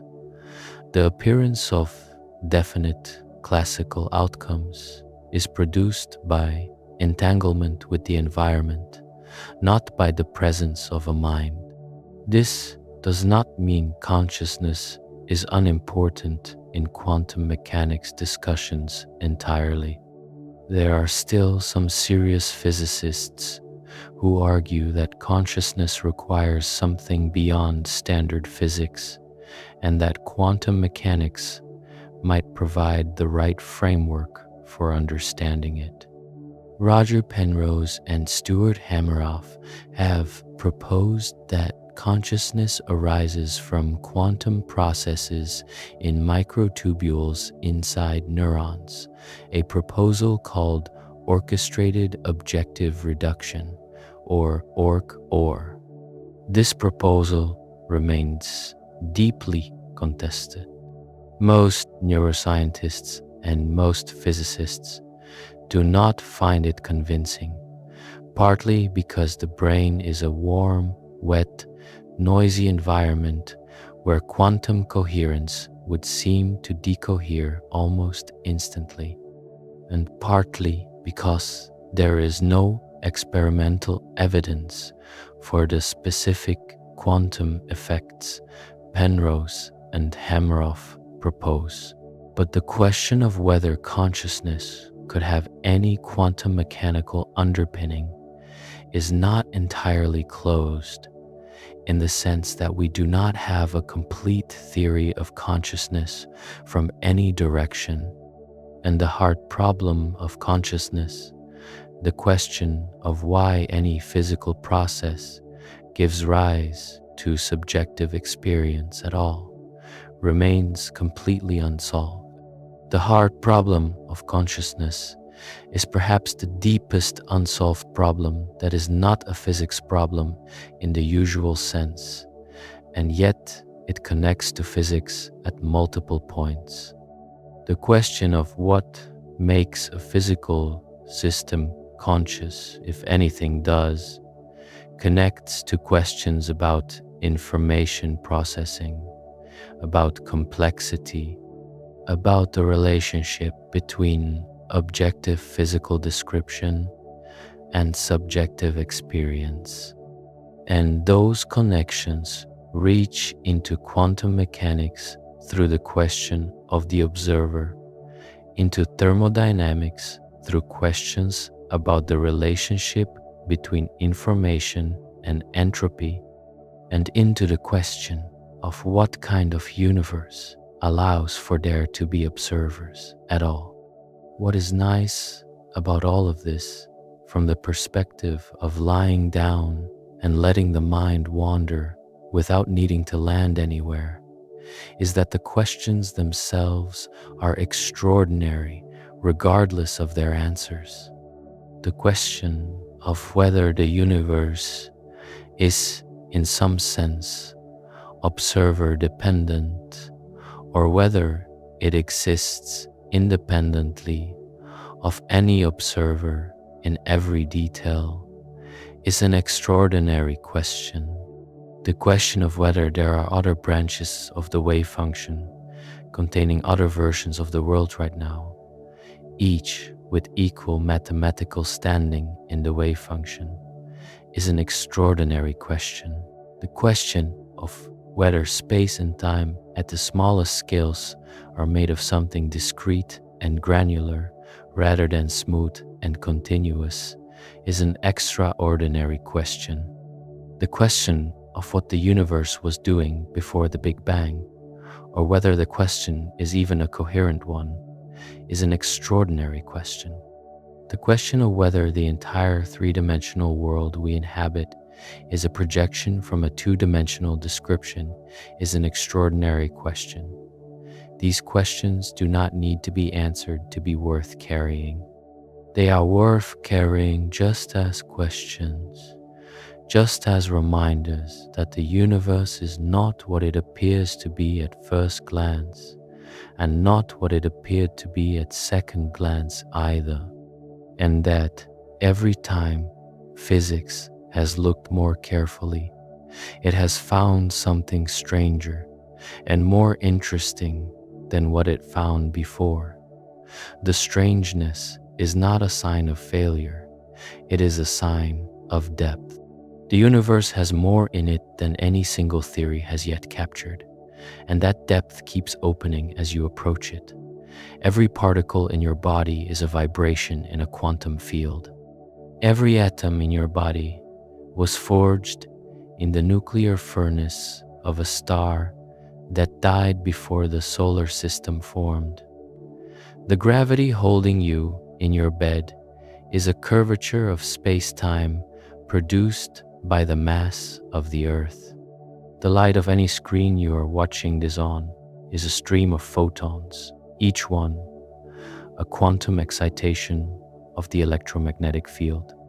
Each one having traveled to your eyes from the screen at the speed that is the same for all observers, regardless of their motion. The electrical signals in your neurons are quantum chemistry. The whole of what you are, lying there in the dark, is a collection of physics happening at scales from the subatomic to the cosmic, most of it unreachable by any direct perception you have, all of it perfectly described in some domains and not yet described at all in others. The theories in this video are not decorations on top of a world that is mostly understood. They are attempts to describe the structure of the world at its deepest accessible layers.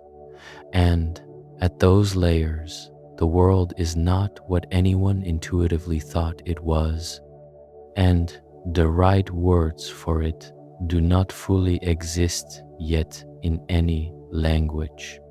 The physicists and mathematicians who work on these things spend years and decades learning to think in the language of differential geometry and operator algebras and path integrals and spin networks and Calabi-Yau manifolds. And even then, the conceptual foundations are contested. And even then, the frontier produces genuine surprises.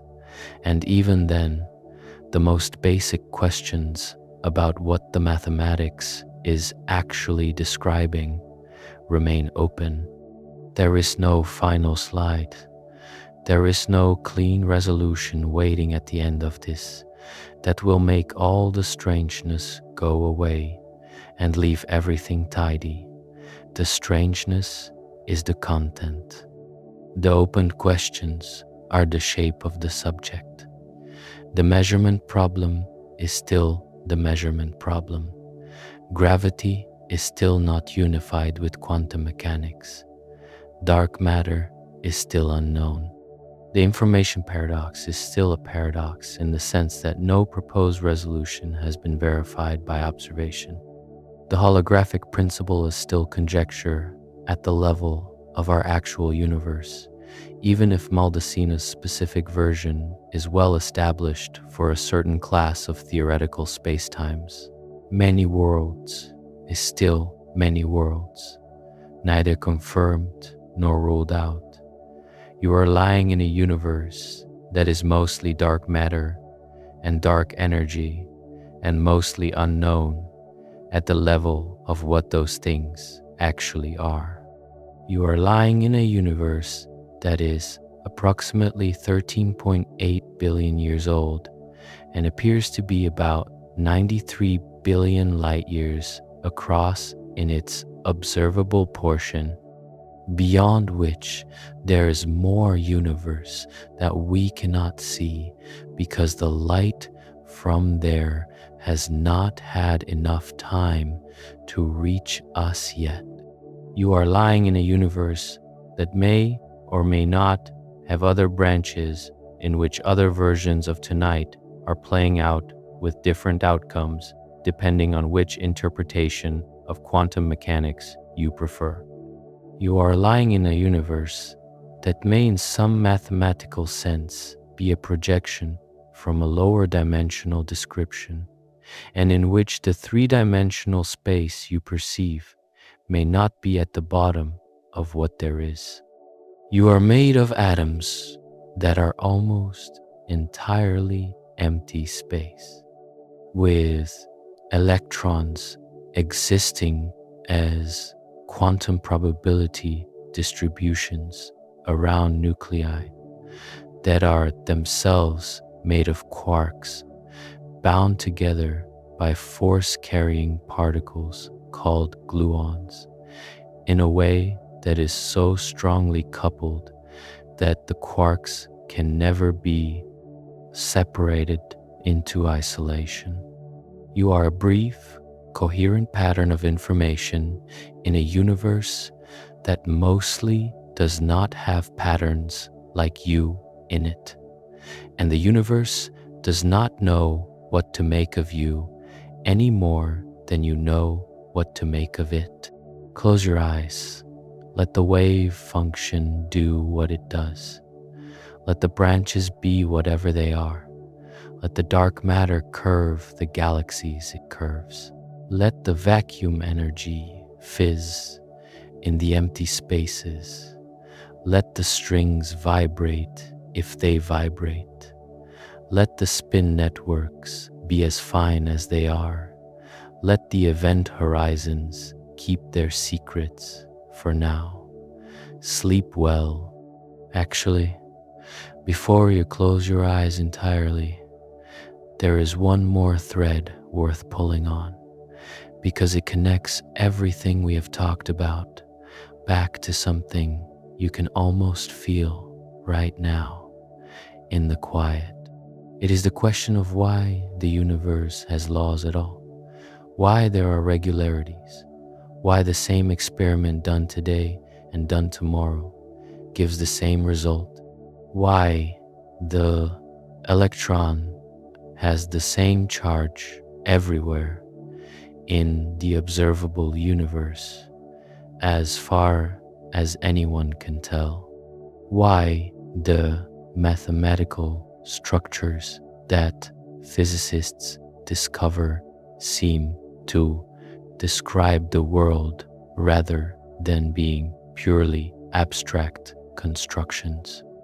This is sometimes called the unreasonable effectiveness of mathematics, a phrase from a famous essay by physicist Eugene Wigner in 1960. Wigner noticed that mathematicians often develop mathematical structures purely for the aesthetic pleasure of the structures themselves, without any particular concern for whether they describe anything in nature. And then, decades later, a physicist comes along and finds that some piece of that abstract mathematics is exactly the right language to describe some aspect of the physical world. The most famous example is non-Euclidean geometry, which was developed by mathematicians in the 19th century as a pure logical exercise, exploring what would happen if you dropped the parallel postulate from Euclidean geometry. The resulting geometries were internally consistent, but had no obvious application to the real world. Then, Einstein needed exactly this mathematics to describe the curved spacetime of general relativity. The mathematics was sitting there, waiting. The same story repeats throughout the history of physics. Complex numbers, which are extensions of ordinary numbers involving the square root of -1, were long treated as a convenient calculational trick with no direct physical meaning. Then, quantum mechanics came along, and complex numbers turned out to be absolutely central to the structure of the theory, not just a convenience, but a requirement. Fiber bundles and gauge theories, mathematical structures developed for abstract reasons, turned out to be the natural language of the standard model of particle physics. Group theory, developed by mathematicians in the 19th century to classify the symmetries of abstract algebraic structures, turned out to underlie the organization of the periodic table and the classification of elementary particles. Why does this keep happening? Why does the universe seem to be mathematical in the sense that its laws can be expressed in precise mathematical language at all? There are several candidate answers. One is that mathematics is just the language of precise logical relationships, and anything that has consistent laws can be described mathematically. So, of course, the universe can be described mathematically if it has consistent laws. Another is the more metaphysical claim associated with Max Tegmark's mathematical universe hypothesis, which says that the universe is not merely described by mathematics, but is mathematics, that every consistent mathematical structure has the same status as the physical world we inhabit, that we find ourselves in the particular mathematical structure we are in because it is the kind that allows for observers. This is similar to the entropic reasoning about the constants of physics, but applied to the mathematical structure of the laws themselves. Whether mathematics is invented or discovered, whether mathematical truths are out there to be found or are constructed by human minds, is a question that has been argued about since ancient Greece and is still argued about. Physicists tend to have strong intuitions that they are discovering mathematical truths rather than inventing them, because the experience of doing physics often feels like excavation, like uncovering something that was already there waiting to be found. But that intuition does not settle the philosophical question. And the philosophical question connects back to the physics question of whether the laws of nature are contingent, meaning they could have been different, or necessary, meaning they could not have been otherwise, which connects back to the question of what determines the constants of nature and whether there is any explanation for why they have the values they have. These questions are not going to resolve tonight. They are not going to resolve in any night.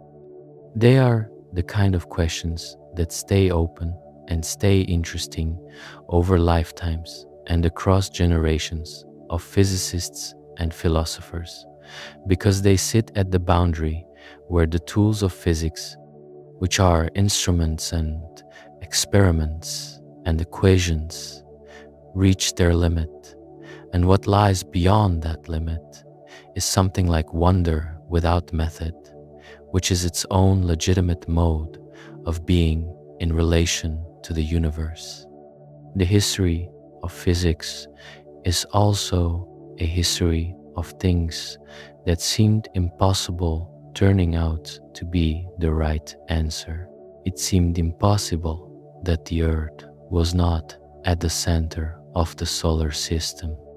It seemed impossible that space and time were relative, and that different observers would measure different values for the length of a rod or the duration of an event.